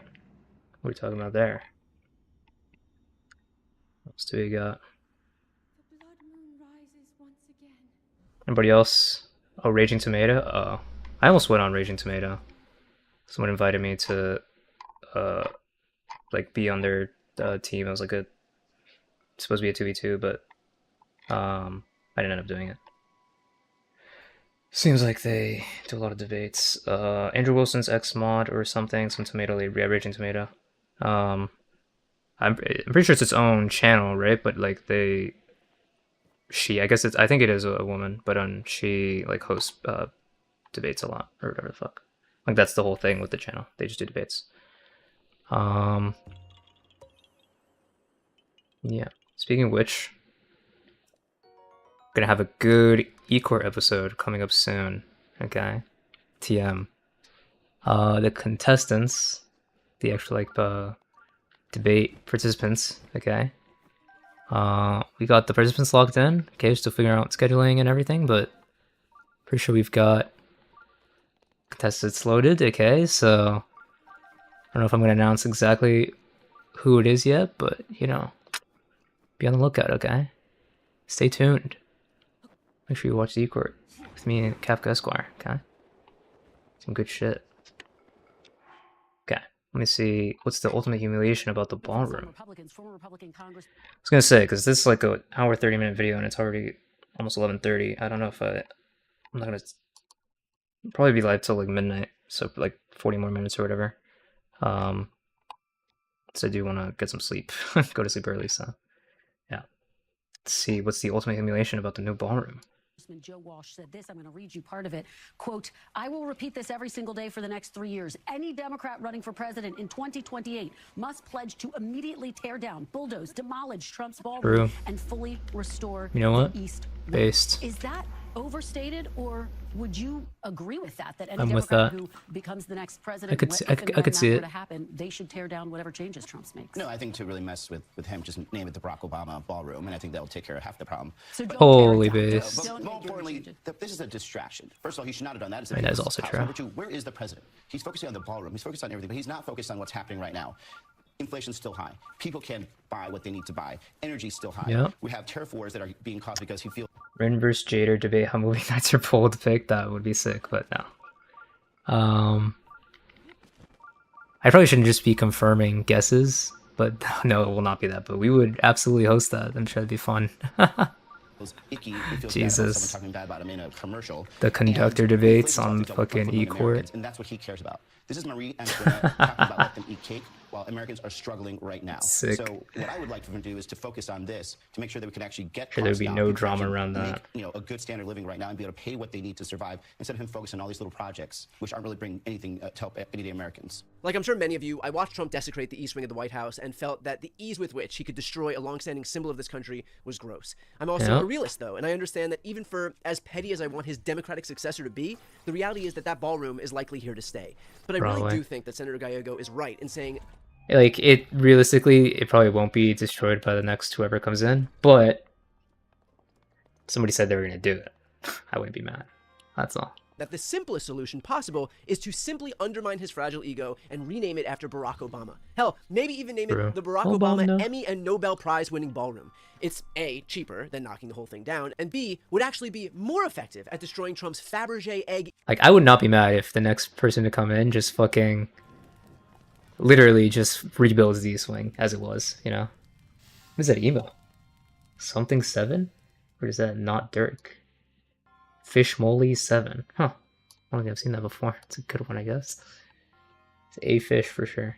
Ego than even tearing the thing down would be. But Gallego is right in tying the ballroom to the broader issues in this country. So I know that people might watch this video and wonder why I'm even bothering to talk about a ballroom. This is just some dumb resistance Twitter issue that doesn't impact real people. But the reality is that it is the perfect microcosm for what Trump's priorities are. And by the way, don't take my word for it. In addition to the ballroom and the Rose Garden patio, is the president looking at any other renovations or significant kind of projects here at the White House? Not to my knowledge, no. But he's a builder. Not to my heart, knowledge. Clearly, and so his heart and his mind is always churning about how to improve Yeah, this things here on the shit. White House grounds. But at this moment in time, of course, the ballroom is really the president's main priority. He spent the Ballroom's entire his campaign main screaming up priority. and down that he was Thank focused on you. regular people, on the price of housing and Thank you, rent Trump. and groceries and eggs. Very but it was cool. complete bullshit. This is what he's focused on. A ballroom that none of us will ever use. A $400 million Qatari jet retrofitted to the tune of $1 billion that none Yep. of us will ever use. 2 Gulfstream jets that cost $172 million that none of us will ever use. Crypto dinners that have led to him doubling his net worth that none of us will ever derive an ounce of benefit from. True. Don't you see who he's helping here? It is himself. He is heaping more gold It and is. wealth and opulence onto himself by the day, and we're all paying for it. Not Meanwhile, wrong. what have Americans gotten these last few months? They've gotten Good their sip, sip Medicaid gutted, stream? their What? ACA premiums are set to double, triple, What'd or I do? quadruple. Farmers are watching their supply chains vanish. Everybody is watching costs of everyday goods surge. Inflation is rising. Oh, Wages are flat. The sure, I get it, manufacturing Jader. renaissance he promised is non-existent. Jobs are disappearing. And all this time, Trump is immersing himself in gold. And don't take it from me, just use your own eyes. I'm not the one spending the all day fuck? bragging about how gold encrusted my surroundings are. He is. It'll be great. It'll be fantastic. You see the way this is looking nice?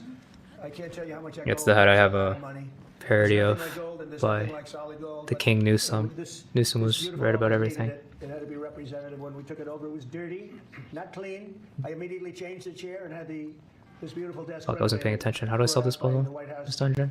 People that do this, they did a great job. We sent it out. We have a craftsman who's great. But this was not appropriate for the Oval Office when I took over. And now you look at all Is it those Food pictures, Aid they're isn't all going out out. anymore? All of these are great presidents, and they were all in What's the that? vaults. They were. What's that about? AP News article. Food aid, government shutdown, snap, Trump. Oh, yeah, I heard about this earlier.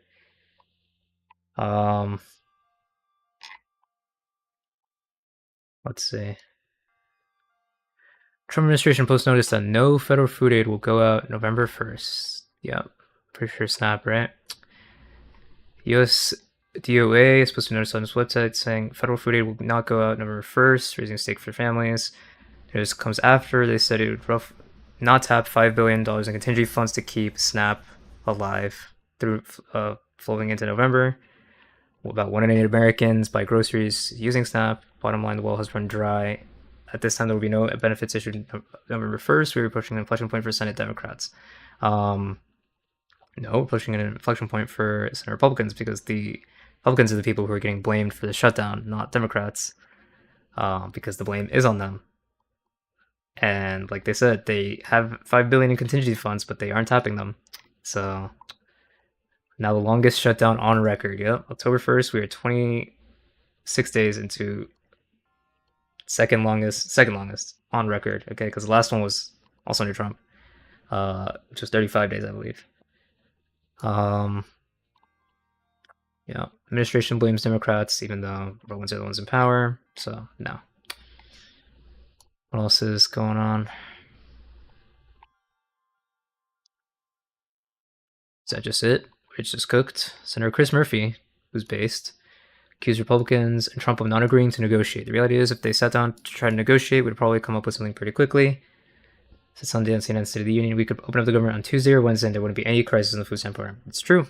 The minute they just say, hey, let's actually fucking negotiate, then they'll probably figure it out instantly, but it's not happening, so there you go. Vaults for some cases much more than 100 years, and now they're proudly hanging on the Oval Office walls. And I can't imagine anybody changing it. But they were buried in vaults for over 100 years, many of them. So it's very exciting. You see an announcement on the page? Yeah, isn't that what the article was citing? What we're doing in DC, and they love what we're doing, most importantly, in the country and the world. I'll open it. In fact, I discussed the it's fact just that the Trump is article just focused said. solely on displaying his own wealth and power while his supporters struggle during my conversation with Jessica Tarlow. Yeah, I think I also looked at this yesterday. Like, there's definitely a Hatch Act violation, like using just a regular USDA, and then just putting, oh, Senate Democrats, it's all on the Democrats, it's their fault, the Democrats, it's fault, that because they want healthcare for illegal aliens and gender mutilation procedures? Brother, calm the fuck on. Are you serious right now? What I'm going to argue on the 5 in a few Oh shit, just Harlow. It is related to the ballroom, because I spent a few days really angry about the ballroom and, looking it up, like, why should it be double the size of the White House? And this is the people's house. And if you don't think of yourself as a renter, that's why you do such a big renovation. And it's pay for play and all this stuff. Pretty but much. Is it exactly what Trump and Caroline Leavitt and all the mouthpieces want, is for us to be melting down about the ballroom and not talking Instead about of what the you shutdown? were What brought up right matters. off the bat, right? Like talking That's about true. how the farmers are getting screwed, talk about the cattle ranchers, talking about the tariffs, the government shutdown, saving people's premiums. I'm workshopping it. What do you think? I'll do it a lot better on air, but I think they are the same story. I think that Oh shit, she's really asking for advice? Hold up, BTC. He's him. Donald Trump, whatever he wants to get done, he gets done, right? He doesn't view anything as an obstacle to barreling ahead and accomplishing whatever his goals are, be it the courts, be it prosecutors, be it judges, be it attorneys, be it the Democrats, be it the law, be it the Constitution. He doesn't care about any of those things. When he wants to do something, he does it.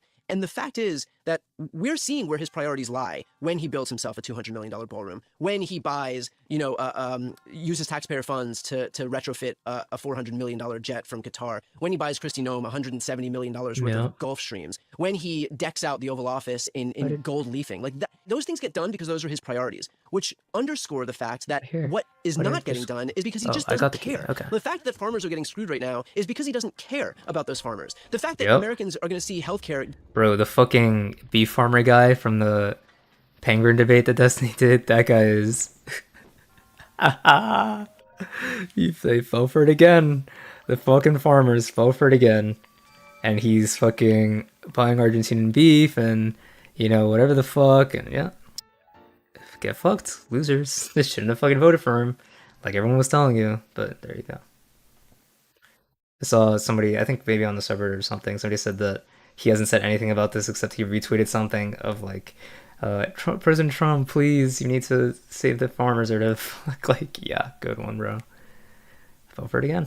That simple. Get gutted, whether it's the 17 million Americans who aren't going to get Medicaid, whether it's the 24 million Americans who are going to see their ACA premiums double or triple or quadruple. That's happening because he doesn't care. Again, when he wants to do something, like he's doing with this ballroom, he finds a way to get it done. So everybody that's getting screwed is getting screwed as the direct result of the fact that he does not care about these people. Like, when he offered up these populist shticks when he was on the campaign trail, it's because he knew what to say. But he's always been a fake populist. He's always been out for himself. And the fact that he is just adorning his office with gold and surrounding himself with opulence and doubling his net worth is all the proof you need that he was perfectly content to screw over these people, to say whatever he needed to say, to sell them a bill of goods. But now that he's got what he needs, did you need more evidence he's of done that? helping them. So this is one of those rare instances where Trump and his team are actually doing a perfectly fine job unto themselves broadcasting where their priorities lie. They have Yep. so much They're oozing telling contempt you. for their own voters that even while they're screwing them over, which would be bad enough unto itself, disqualifying enough unto itself, they are actually bragging about the fact that they just don't care. They're bragging that Trump gets his precious ballroom while he fucks over everybody. Yeah, who's it's literally the clip from The Big Short. Big Short bragging. You've seen the movie, you know what moment I'm talking about. Fucking idiots. Yeah. And you target immigrants too. their credit actually isn't. Okay. But I Where can't is it? strip it. Fuck, did I miss it? Hold on. Oh, there, here it is. I don't get it. Why are they confessing?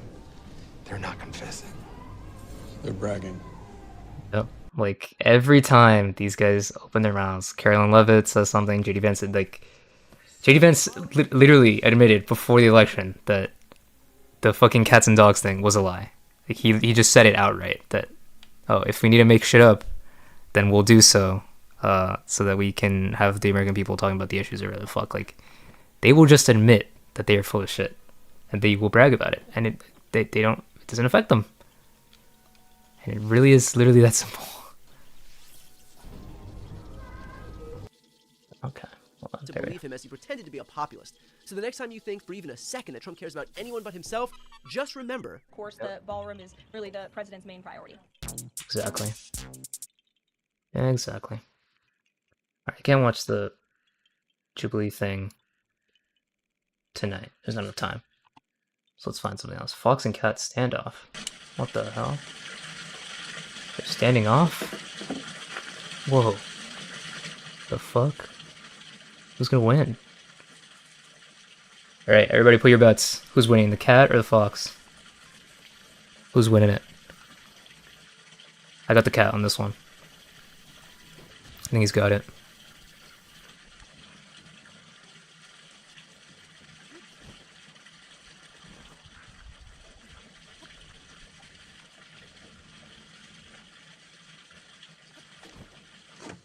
Cat easy? That's what I'm saying, bro. Like, it's a cat.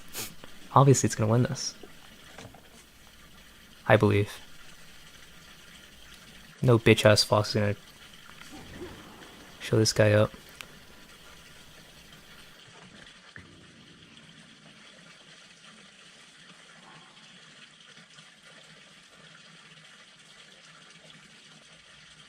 Okay, still there. Bro, he's fucking shivering. He's shivering in his timbers, bro.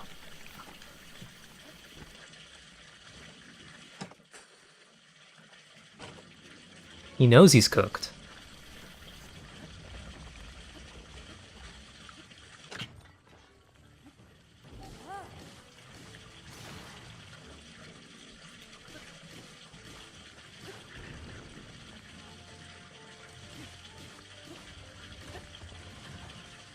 Shit.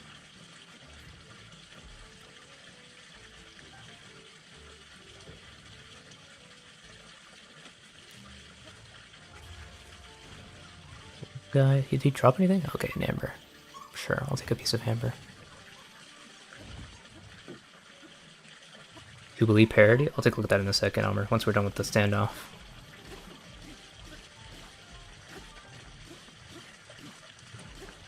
I left? He didn't get scared away though, he just fucking left. Cause he's based like that. Would you be in a fox? What is it? The lion does not concern himself with something. I don't remember. But yeah, literally that. He does not concern himself. Ted Ed, what's the best way to lift people out of poverty? Oh boy, it's gonna be Lefty Slop. I don't know. I don't know if I want to watch that. I'll put that in the new tab maybe, unless you find something else. Oh yeah, wait, let me check the Jubilee parody that you sent. I mean, there's obviously a million Jubilee parodies, but I saw a good one a while ago. Maybe it's that one? Oh, this is like an actual long thing. Batman vs. 20 Gotham criminals? And today, I'm surrounded by 20 of Gotham's worst criminals. What the fuck? This is actually high effort. Jesus Christ, what the fuck? Hold on. Wait, do we watch this though? Hold on. Maybe we watch this. Hold on. Let's see. We'll watch a bit of it and see if it's People worth love to say Gotham is fishing. too far gone. They're wrong. My first claim is that Gotham isn't beyond saving. If we fight back, if we bring real justice, this city can heal. Okay, but the voices, well, so far, maybe the other ones will be better. The voice could use some work, okay? This Batman voice, I can tell if it's AI. It's too monotone, okay? The city can heal if we fight back? I was the one fighting back. I was the best Gotham had to True. offer. And what did the city Sorry, do? Dad. It didn't heal me. It burned This city me. broke you, Harvey, and that's a tragedy I understand. Gotham hurt me too. The difference, Harvey, is the choice. Choice? You surrendered to the There is no choice in Gotham. It's all luck.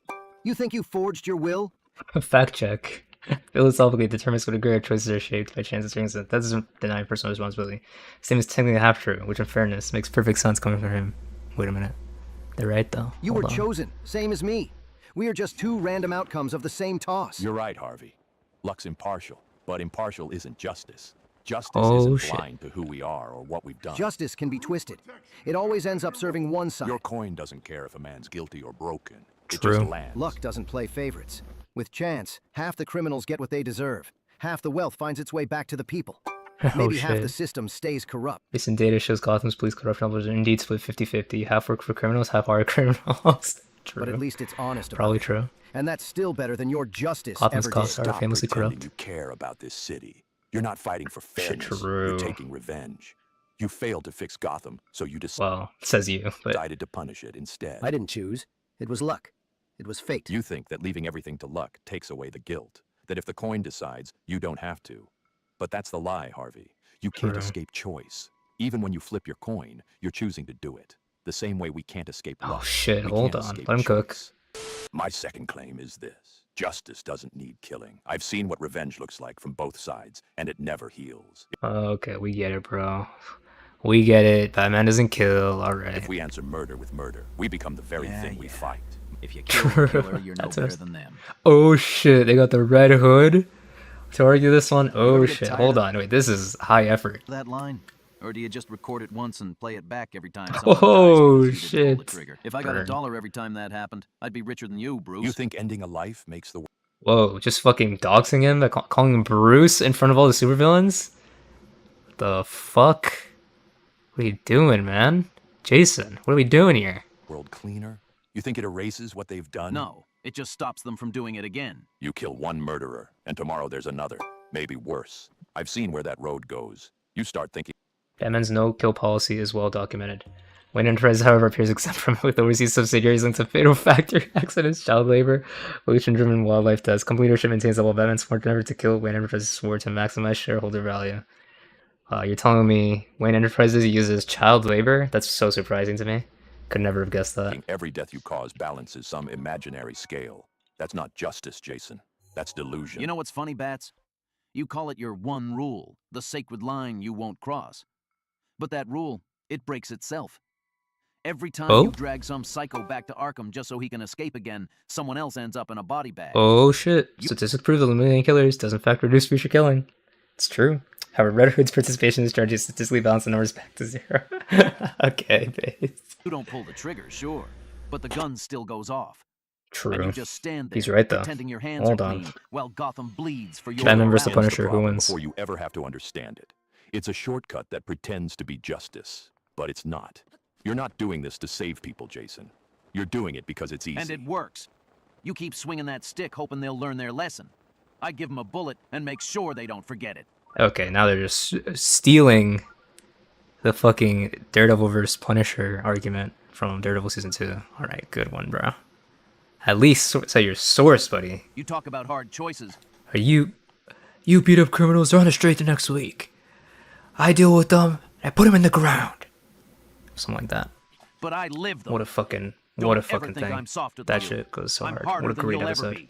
So Largely true, Red Hood's proven harder to break than Batman himself. Historically made a crowbar made it compelling. Well, Jesus. stop I mean, you know, that is how Jason Todd died and became Red Hood eventually. dancing around it. You keep saying killing begets killing, fine. But prove it. Tell me this. If you had Why is this absolute voice, by the certainty, way? one bullet, one man, and every murder in Gotham stopped forever, would you do I it? wouldn't. Because this isn't a math problem you solve with I one wouldn't. act. Giga It's a Chad. question of what we teach a city about itself. Kill one man, even with a guarantee, and you have written a law into the world. Someone may die. Philosophers agree. Refusing to stop all murder by killing one guy because of whatever he's saying right now is, quote, the stupidest shit we've ever heard. True. Yeah, true. Fact check. Truth nuke. So the rest may live. Who gets to decide when that's justified? Who watches the watchers when the scale tips in Who the other watches direction? the watchers? My third claim is that Gotham's greatest battle isn't fought in its streets. It's fought in its mind. People here are ruled by fear. It poisons every thought, every choice. They need a symbol strong enough to make fear itself afraid. Fear? That's what I became. Fear? No, Batman. Gotham isn't ruled by fear. It's ruled by stupidity. Tell me this, Batman. Fear What is it? Like, what are these voices, bro? Calm the fuck on. Got to do. Riddle me this, Batman. Like, come on. What are you doing? is just the symptom. The real disease is ignorance. The city doesn't rot because people are scared. It rots because they don't think. People can learn. Given the chance, they rise Surely. above the chaos. Really? Surely, people are good. You spent Kobe. years watching them set their own houses on fire just to keep warm, and you still think they'll rise above? Gotham He's isn't a city of coping victims. on that It's a city of cope. fools who've earned their place in the dirt. You sound like the very corruption you claim to despise. Intelligence doesn't give you the right to stand above people. And yet here you are, a genius billionaire who literally stands above the city Well, every night. He is? Don't pretend you're not part of the hierarchy, Bruce. You inherited the top floor and then built yourself a taller one. I use what I have to protect those who don't. You protect them from what? Their own bad decisions? You keep saving people from consequences they earned. My riddles Whoa. test the mind, Batman. They Riddler claims puzzles separate the geniuses from the fools. This shows that answering gun, death, or explosion gets you 83% of the way to genius. True. separate those who think from those who just react.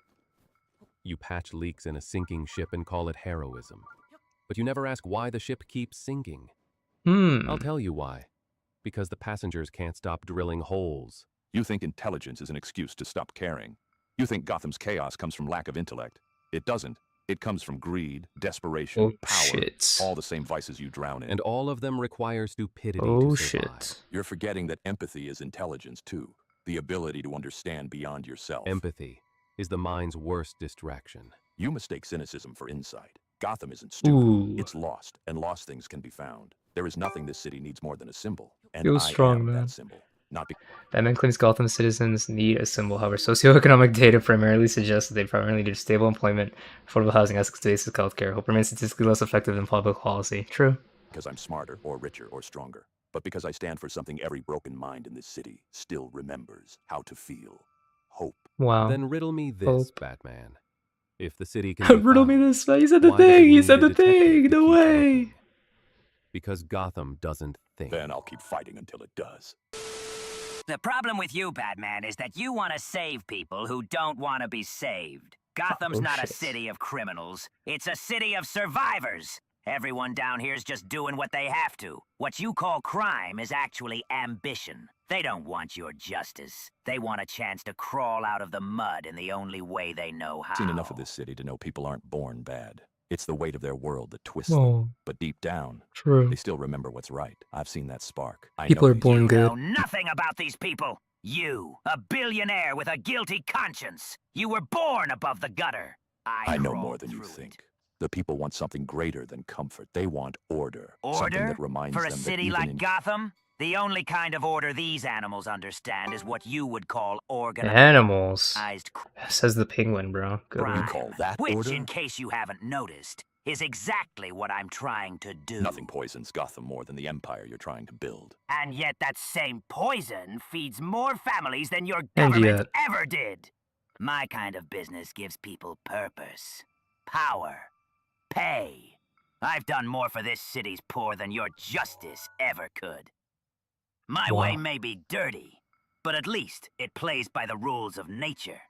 And that's Oh. exactly what Gotham needs. The underworld is the worst place in Gotham, ruled by the worst people this city can breed. Maybe if you weren't such a pain in the ass and let me run that underworld, it'd be better for everyone. You run in the underworld would be like asking the fire to guard the matches. At least I'd give the people what they truly want. The freedom to fight, to take, to earn. You're the one trying to shove your code down their throats. Shove his what down there? My Huh? fourth claim is that chaos isn't the What truth the of heck? Gotham. Order is. Even after all the madness, all the destruction, there's still structure worth defending. Without rules, without purpose, this city isn't free. It's Order, lost. order, order. That's all you ever talk about. You wrap people in rules because you're terrified of what happens without them. You don't want order, Bats. You want control. Control keeps people safe. Safe? No one's safe. You think you can build a cage big enough to keep the world from cracking. You're not saving Gotham. You're delaying the punchline. Everyone's punchline. one bad day away from realizing the joke. None of this makes You think sense. I don't see that? You think I don't know how absurd this all is? I do. I know none of it makes sense. But that's exactly why I fight. That's because why. if the world refuses to make sense, then I'll force it to. Force I'll give it Wow. meaning. That's Based. your plan? You can't bully the world into behaving. You can't scare chaos into order. Says you. You build your little systems, your rules, your symbols, but the moment you blink, it all falls apart. Because people want it to. They're not built for balance. They're built to Chaos. break. It takes is one bad day, and they remember what they really are. You keep trying to save them from that truth, but deep down, you know it. They're all me, waiting for their turn. You can play the nihilist all you want, but that's not why you do it. You don't spread chaos because you believe in it. You do it because it serves you. Because as long as the world burns, you It's get because to he pretend the likes fire it. means something. You don't want to prove that everyone's like you. You just want to drag them down far enough that you can I stop don't feeling use alone. chaos. I belong to it. The world isn't built on order. Order's just a trick we tell ourselves to sleep at night. Bro, You this fight fucking chaos shrine. because you're terrified of it. Because deep down, you know it's stronger than you are. But me, I stopped being afraid a long time ago. No rules, no control, no illusion of safety. Just the truth, raw and honest. You call it madness, I call it Chaos freedom. doesn't build. It only burns. But burning is building. You just haven't accepted it yet. You still think you can draw lines in the fire and make it behave. But one day, you'll see what I see. That the flames don't destroy the city, they reveal it. You and I just handle the truth differently. I've already accepted it. You're still fighting it. But you will, eventually. Maybe you're right, Joker. Maybe one day I'll see what you see. Eventually you'll But see, he said back in 1939. 85 years later, Batman still hasn't seen, but DC sure if has. that day The ever comes, Prophets. then Gotham really will be lost. Until then, I'll keep fighting the fire. True. Not because I think I can stop it, but because someone has to stand in the smoke. There's and more of hide the these? city. 1 Saiyan versus 20 Frieza supporters. It's still worth What the fuck? Jesus. Mecha Hitler? Wow, what a great video I'm sure this is.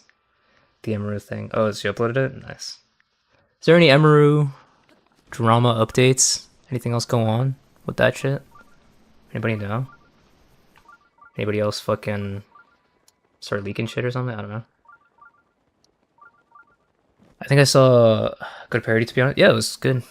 I mean, it was very high effort, which I appreciate. It's a fucking good one.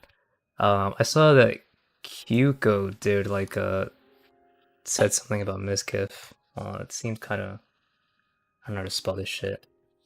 Kyuko, is that it? Bro, I don't know. Who's this? I don't know how to spell this person's name. Anybody know who I'm talking about? Hold on. If I just type Kyuko streamer, yeah, that. This person, Twitter. If you posted a thing about Mizkif. Okay, my Mizkif essay and harassment experience. Wow. Let's see. Drama slop time. Let's see. 1. Our first hookup, I was so drunk I couldn't keep my eyes open. Originally I was supposed to crash on the couch, but somehow I ended up in his bed. I remember all I wanted was to sleep, but he kept trying to kiss me and undress me. Finally let him have it because I was too dizzy to care anymore. Okay. Interesting. Made sure to coach me to say it was consensual afterwards and get the story straight because he was afraid of being cancelled. He was so sweet at that time that we ended up having a consensual fling afterwards. Okay. After our fling ended, he started terrible rumors about me, telling people I was manipulative, bad, and awful human. He would tell people that I cut myself during sex and that was crazy. What the fuck? I would hear the most. Well, did she, though? would hear the most awful rumors from people I had just met. Even years later, he would continue talking about me long after we were no longer interacting. Yeah, this is an insane thing to be spreading about somebody, whether it's true or not. This made me never reach out to people anymore. I was mortified of the rumors he'd spread and depressed over what people thought of me. Lucarius witnessed the depression Mixkiff caused me. He's also witnessed the harassment I experienced long after the fling was over. 3. During my relationship with Lucari, he'd regularly talk shit about me and constantly tell Lucari he doesn't know the real Kyuko. He tried poisoning our relationship the whole time. He would plant ideas into Lucari's head to start fights. After the relationship with Lucari ended, Miz upped the shit talking even more. Lucari noted that it looked like Miz was actively trying to ruin my reputation. I would hear how everyone in Austin hates me because of what Miz would say. I think Emma was super brave for coming out with this story. I struggle with posting this as I don't want to be associated with or tied to him at all. And corroborate her story with my personal home Miz kindly gifted me. Yeah, seems pretty bad that he's spreading shit about her and trying to mess with her relationship with Kari. Possible bad behavior on their first hookup when he was pushing while she was omega drunk, but maybe he was also drunk. Maybe, I mean, based on how she describes it as first hookup and describes it as letting him do it. So I mean, seems bad, but she's not saying like, you know, it was rape or anything. So cutting during sexting is crazy. Well, yeah, if it's not true, that's crazy. But like, that's the thing. Like, even if, like, let's say she's no, the way she words this, and like I always read into the wording on this sort of thing, right? Started terrible rumors about me. Now, something can be a rumor without it being false, right? Telling people I was manipulative, bad, and awful human. Depends what he's saying, right? Whether it could be true or not. He would tell people that I call myself. Okay, so like if he's spreading this part, right? Then that's like okay. Like if it's true, then he can spread it, right? If it's not true, it's bad for him to tell lies to people, right? In theory, if it's true, then it's like okay, that's not the worst thing for you to be telling people. He would tell people that I cut myself during sex, and that was crazy. Okay. The crazy part, okay, if it's true, maybe you can spread that. Cut during sex? Why would he be telling people this? Hello? Even if this is true, why would you tell people this? So obviously along with everything else, Miz does not seem like a very good guy. Seems like he does spread shit about people from everything over the years, and he's engaged in really bad behavior. I'm inclined to believe that he did in fact do this, and this is obviously a really bad thing to be doing, so yeah. I feel like this can be disproven easily too. Whether she cuts herself or not, I don't think it can be disproven. I mean, in theory, like, Lucari, who she dated, could be like, could tell people like, no, this isn't true, or at least she never did it. But in theory, like, if she cut herself once with Miss K, like, in theory, there's no way to like disprove it. It would just be his word versus hers. But either way, like, why the fuck would you believe in that? Me be gone. Oh, my zip. What's up, me be gone? How you doing?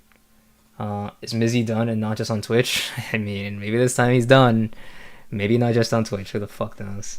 If she cuts herself, wouldn't there be some form of scarring? I mean, depends what this even means. Like cut her, like in the way that we think, like cutting, or I mean, it could be something else that is being described. But who the fuck knows?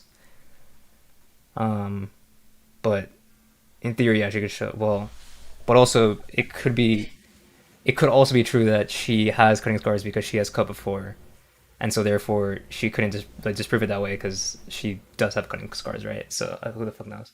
Like, the crazy part of this, well, first of all, if somebody is cutting themselves, right? Let's say it's not during sex, right? Let's say somebody's just cutting themselves. Why would you be spreading this about somebody, right? It's a horrible thing to do. This is obviously very personal and like somebody's shit to talk about. Cutting during sex, like even let's say it's like knife play or some shit, right? Like, is this like, why would you be telling people this? Like, if it's a fetish thing, like, then why are you fucking spreading that shit? Like, Jesus, bro, what the fuck? And if it's not, and if it's something like he was like crazed out about, then that's between you and her, right? Like, what the fuck? Hello? It's kind of funny how people also tried to throw in the racist allegation from 2018 to own Miz. Oh, well, yeah. I looked at it and it is like pretty crazy, but also it was like a long time ago, and like you can Like, there's way more bad shit than just did he say some slurs once, right? So, like, you know, that who cares about that, you know? But the rest of it's like way worse. I don't know why you don't need to focus on the fucking racist shit. That is funny though. You're right. Jesus. I saw she did another. Wait, did she like reply to people at all under this? It doesn't seem like it. Okay. Last thing I'll say is I have a weird relationship with SA. I've been held tied up, threatened to be killed, bleeding for days after being assaulted by Jesus. And wants to redo every bad experience. If I sleep with this person again, means technically it was an SA because I chose to redo it. Went to lengths with coping. Smart decision? Absolutely not, but it is something I did to cope. Okay, so she's saying that it was like SA, and she was coping that it wasn't. I mean, which could be true. But I don't know. It depends. She didn't go into detail, which she doesn't need to, but yeah. Seems bad in its totality. So the fuck knows. Check out LSF, there's like a 35k upvote clip. Let's see. A live stream fail. What's the clip?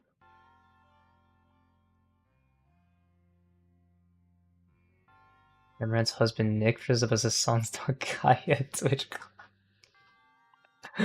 What is it's fine. It's vibrate. It's vibrate. It's fine. Bro. It's fine. Kaya, stop being stupid, okay? You're being a baby. Dude. You're being baby. I mean, that is pretty funny. Bark? I don't get a chance to bark. It's a yelp. Yeah. What? No, vibrate, dude. Vibrate. Vibrating color, guys. Go for it.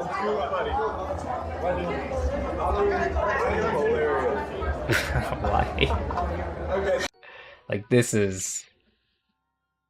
It's funny, but also very weird. Good one, though. It's a good bit. No.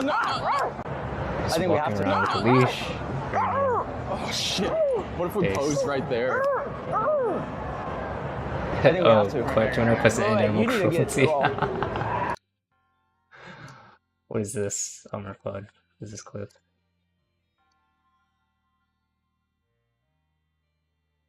Ayu Shibuya reveals the harassing messages Miss sent to her after he criticizes disrespectful actions in Japan, as well as him condoning his community harassing her endlessly. Oh yeah, I think I saw this on Twitter too. This was about the Miss Kif doing pull-ups on a fucking cherry blossom. Yeah, but to my community and my people, sorry So if I holy got you worried. Jesus Christ. Sorry about that. That's all I'll say. Why are you shitting on him? Because he sent me a personal message. Yeah, shitting on me. DM? Yes, that's why. And it's all about me. You're like three me. Oh, in shit. 3 sentences. Yeah, so I'm like, okay, so your community actually affects you. Wow. I was like, I was shocked. And he actually deleted that comment later on from like a Discord. Bro. Yeah, but of course I screenshot it. Classic. That's evidence. She screenshotted it. She knew. Yeah. You shouldn't be, Kaho. Our community is the best. Oh, thank you. Well, you're one of the best. Yeah, it's like so disappointing. I got so personally disappointed. Up until that point, I thought like, you know what? You know, he didn't know, or they didn't know. I mean, it's not about this one guy. They didn't know. You know, of course, they can always excuse it. I was gonna, you know, help them have the opportunity to explain themselves, even to the Japanese community and the English community. And Can I they speed were this like, up? oh. Is that a thing? Yeah. I think in the mirror, you can speed it up in that player. Yeah, but in the English community. And they were like, Wait, that's oh. speed. There we go. Yeah. It's like a really 4-minute clip. Really rude. And they were saying me in 3 sentences. And there was no period in the sentence. That really, you know, OCD just like freaked out. Bro's doing run-on sentences. Ain't no way. And all of a sudden, like, you were upset with me for making a big deal. If you want to explain yourself, I'm all happy. I'm always happy to appear in a stream or video with just content. Take the shit from your community. Help make you look good by hearing you out. Let me know if there is anything you'd like to do. But please know it wasn't a personal attack on you or the other guys in the video. I would have felt and done the same to other creators I met. Locals in Japan are too frustrated with tourists causing troubles, whether they do that out of malice or oblivion. Now get it nice and simple, no? Professional. And then the response. You know what? Other English speaker who is like as a second language, English is my second language, but I guess like I feel like my writing sounds more mature. Because the response I got was, now I have Johnny Sumera account on me. You don't realize what you've done to me. Please leave me alone. Jeez. Me. What the fuck? What did I say? It's not about you. Yeah. I'm so outraged. Wow. At least one of the bad tourists. Oh yeah, I mean, I haven't met them or anything. It was never being like personal. Seriously, I mean, like, I'm outrageous. So such immature response. I think I understand the context around this, so I think this is making sense to me. Some of their community, I guess you have seen that, have been very toxic, and they haven't said anything. And their community has been blaming me for not saying, like, oh, please don't put the blame on them, anything. I haven't. Seriously, your guys haven't said anything. Yeah. Your guy. So, your guy. Try to diminish the hate toward me. So it's like, stop being one-sided. It's like, I want to say. But I only like reply back to some followers on my ex, and I don't reply back to anybody. And whenever I make a new tweet, I kind of ignore other tweets. But yeah. Anyhow, if you have any problem with that, I can always call you out here. Don't worry about it. But please don't name drop. I don't really like people name dropping in chat unless they're here in chat. No name drops. Jesus Christ. If Jesus Christ is in chat, yeah, I can give them attention. Well, no. Yeah. Thank you. He isn't tweeting Sanky the people cheating on you? I mean, I don't want to always make it about one guy. One guy. One guy. Hey, yeah, that is. This was like Miskiff was in Japan for a bunch of months. While he was there, he did a pull up on a cherry blossom tree, which is like very like respected in Japan. It's also during the time of like kick streamers getting a lot of shit for being disrespectful and shit, like Johnny Somali getting arrested and shit like that. So he got a lot of shit, and deservedly so, really. And yeah, he was apparently fucking harassing Kai Shibuya because she said something about it because she's Japanese. Yeah, oh, this was literally the second sub posting, Summer Fun. Keisha, what is this? The Miskiff allegation memes have already begun. What is this? Oh, hey baby, what's going on? We still on for recess? Yep, I'll be there. Okay, babe, love you. What is I thought you said you this? broke up with Hattie. I decided to give her one more chance. But you said she was mentally abusive. She is mentally abusive. Oh. Yep. So then why did you take her back? Because she said she was gonna kill herself, alright guys? There. Yep. I broke up with her and she called me being all like, I can't live without you, I'm scared what I'm gonna do to myself, oh god. The bitch is crazy, what am I supposed to do? Hey, Stan. Yeah? Can I talk to you about Eric? Bro. Okay. I just want to make sure he's alright. What do you mean? I don't even know if I should be saying this, but Eric said he was thinking about killing himself. What? We broke up, and he called saying he was about to do it. I'm still really scared for him. Martin said he was gonna kill himself? I'll send you the voicemail if you promise. Why is there a South Park clip for this? You had to take me back. You had to. I'm gonna kill myself, Hattie. Kill myself. Bro. I'm so sorry. You wish you could have me back, but I'll be dead. He mad. Okay. Really cool listening to people's private voicemails. You sound like a dying pig. True. That's great. I'm glad you guys think suicide is so funny. Yeah. Bro. True. Jesus, Cutie threatening to sue anyone who re-uploads her VOD? Wait, what I'll happened with message them, and then like Cutie it'll be kind of become a okay, thing. I don't wanna. What happened with Cutie Cinderella? What did she do? Is like Hassan memes, or is this related to the Emerald thing? What is this? That's something unfavorable in the LGBTQ circles. Said she comes from a religious family, has relatives that can be racist, homophobic, transphobic, etc. And rather than completely cut them off, she'd rather build a bridge with them and attempt to make them more open-minded. She still loves them because not all of their qualities are horrible. I mean, that's not crazy, but what did she... Depends what she said, I don't know. The fuck? Why is she trying to sue people over this? They that fucking... mad? Jesus.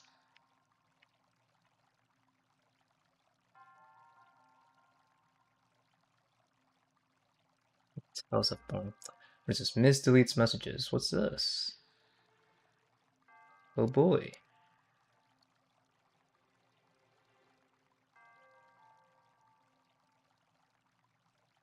Deletes Discord messages with stable Ronaldo. Is he leaking something? He low-key I can't tell if he deleted messages with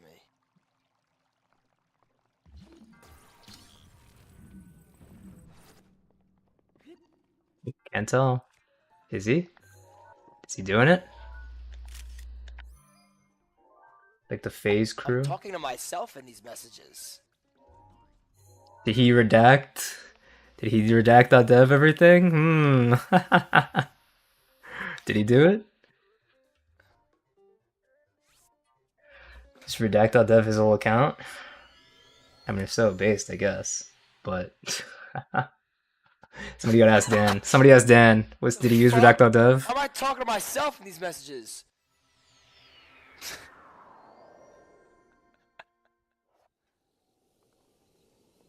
Makes you wonder. Makes you wonder. Bro. What the fuck? Any other drama shit to react to? Otherwise, I might just be done for the night. It's already midnight. Gotta sleep. Got anything? Anybody else besides, we saw the Kyuko thing, did anybody else come out saying misgifted whatever to them?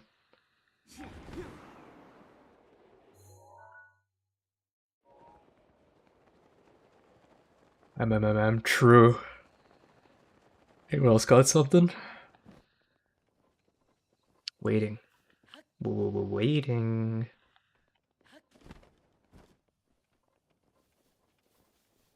If not, that's fine. We just end stream, you know. Wait a bit longer. Gotta get this shrine. One of the last shrines I gotta do.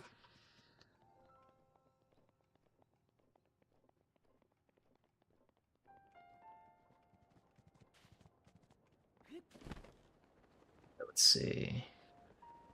Thing on YouTube. Food Shops is live. What's she up to? I haven't looked into that, so I don't know. Huh. Destiny I haven't clearly looked tries to into act that. like a good person, even at his worst, and Miz is just constantly disregarding Emmer's feelings in life. Sure. Pushing Yeah, Asmongold? care, Alright, bro. But at the end of the day, you know, he's gonna be able to do what he wants, right? Ice Poseidon posted about him. Yeah, he did. He did, and so yeah. Good on that one. My political debate sucks now. Everyone's asking Atriarch doing a video about Hank Green. What's he doing? Is AI cooked? I don't care about AI. Food slops, true. Good for the food slops. I'll watch for a couple minutes. What is she talking about? This is bad. It just makes you look less bad compared to other people that other people would like originally, right? I think that is the implication, right? The implication is that if you are able to bring forward some people and expose them for similar crimes, it makes your crime look less bad because you are a part of a group that seems to do this all the fucking time, right? Right. It's kind of like, okay, is it bad to be the one Nazi that does crazy shit, or is it better to be the one Nazi that is simply following orders alongside all the other fucking Nazis bad. who are forced at gunpoint to follow orders, right? So it's kind of like that, yeah? There's a difference. You are Why both the Nazis who screen have done black? both Is it? reprehensible things, but it's like one is different from another. Oh, right? wait, what the fuck? His son I'm calls not out his allowed to colleagues for things reach and defending them. After fucking years of like show online food standing slops by, VOD or video? this The and fuck? bitching about this. He is still here? My own It's bizarre. Just saw. I don't know what that is. Oh yeah. Otherwise, I think that's gonna be it for tonight. Speaking of food shops, I'll probably host her. But yeah, or Peach is alive. Let's host Peach. Everybody go watch Peach _ streams. But yeah, thanks for everybody for watching. Thanks for hanging out. Thanks for being here. Kind of a boring night, just reacting to some stuff, but there's no drama, there's no politics. That's what we gotta do, you know? Good night. Night, Mimigon. Night, everybody. See you guys next stream. Go watch Peach. Bye-bye.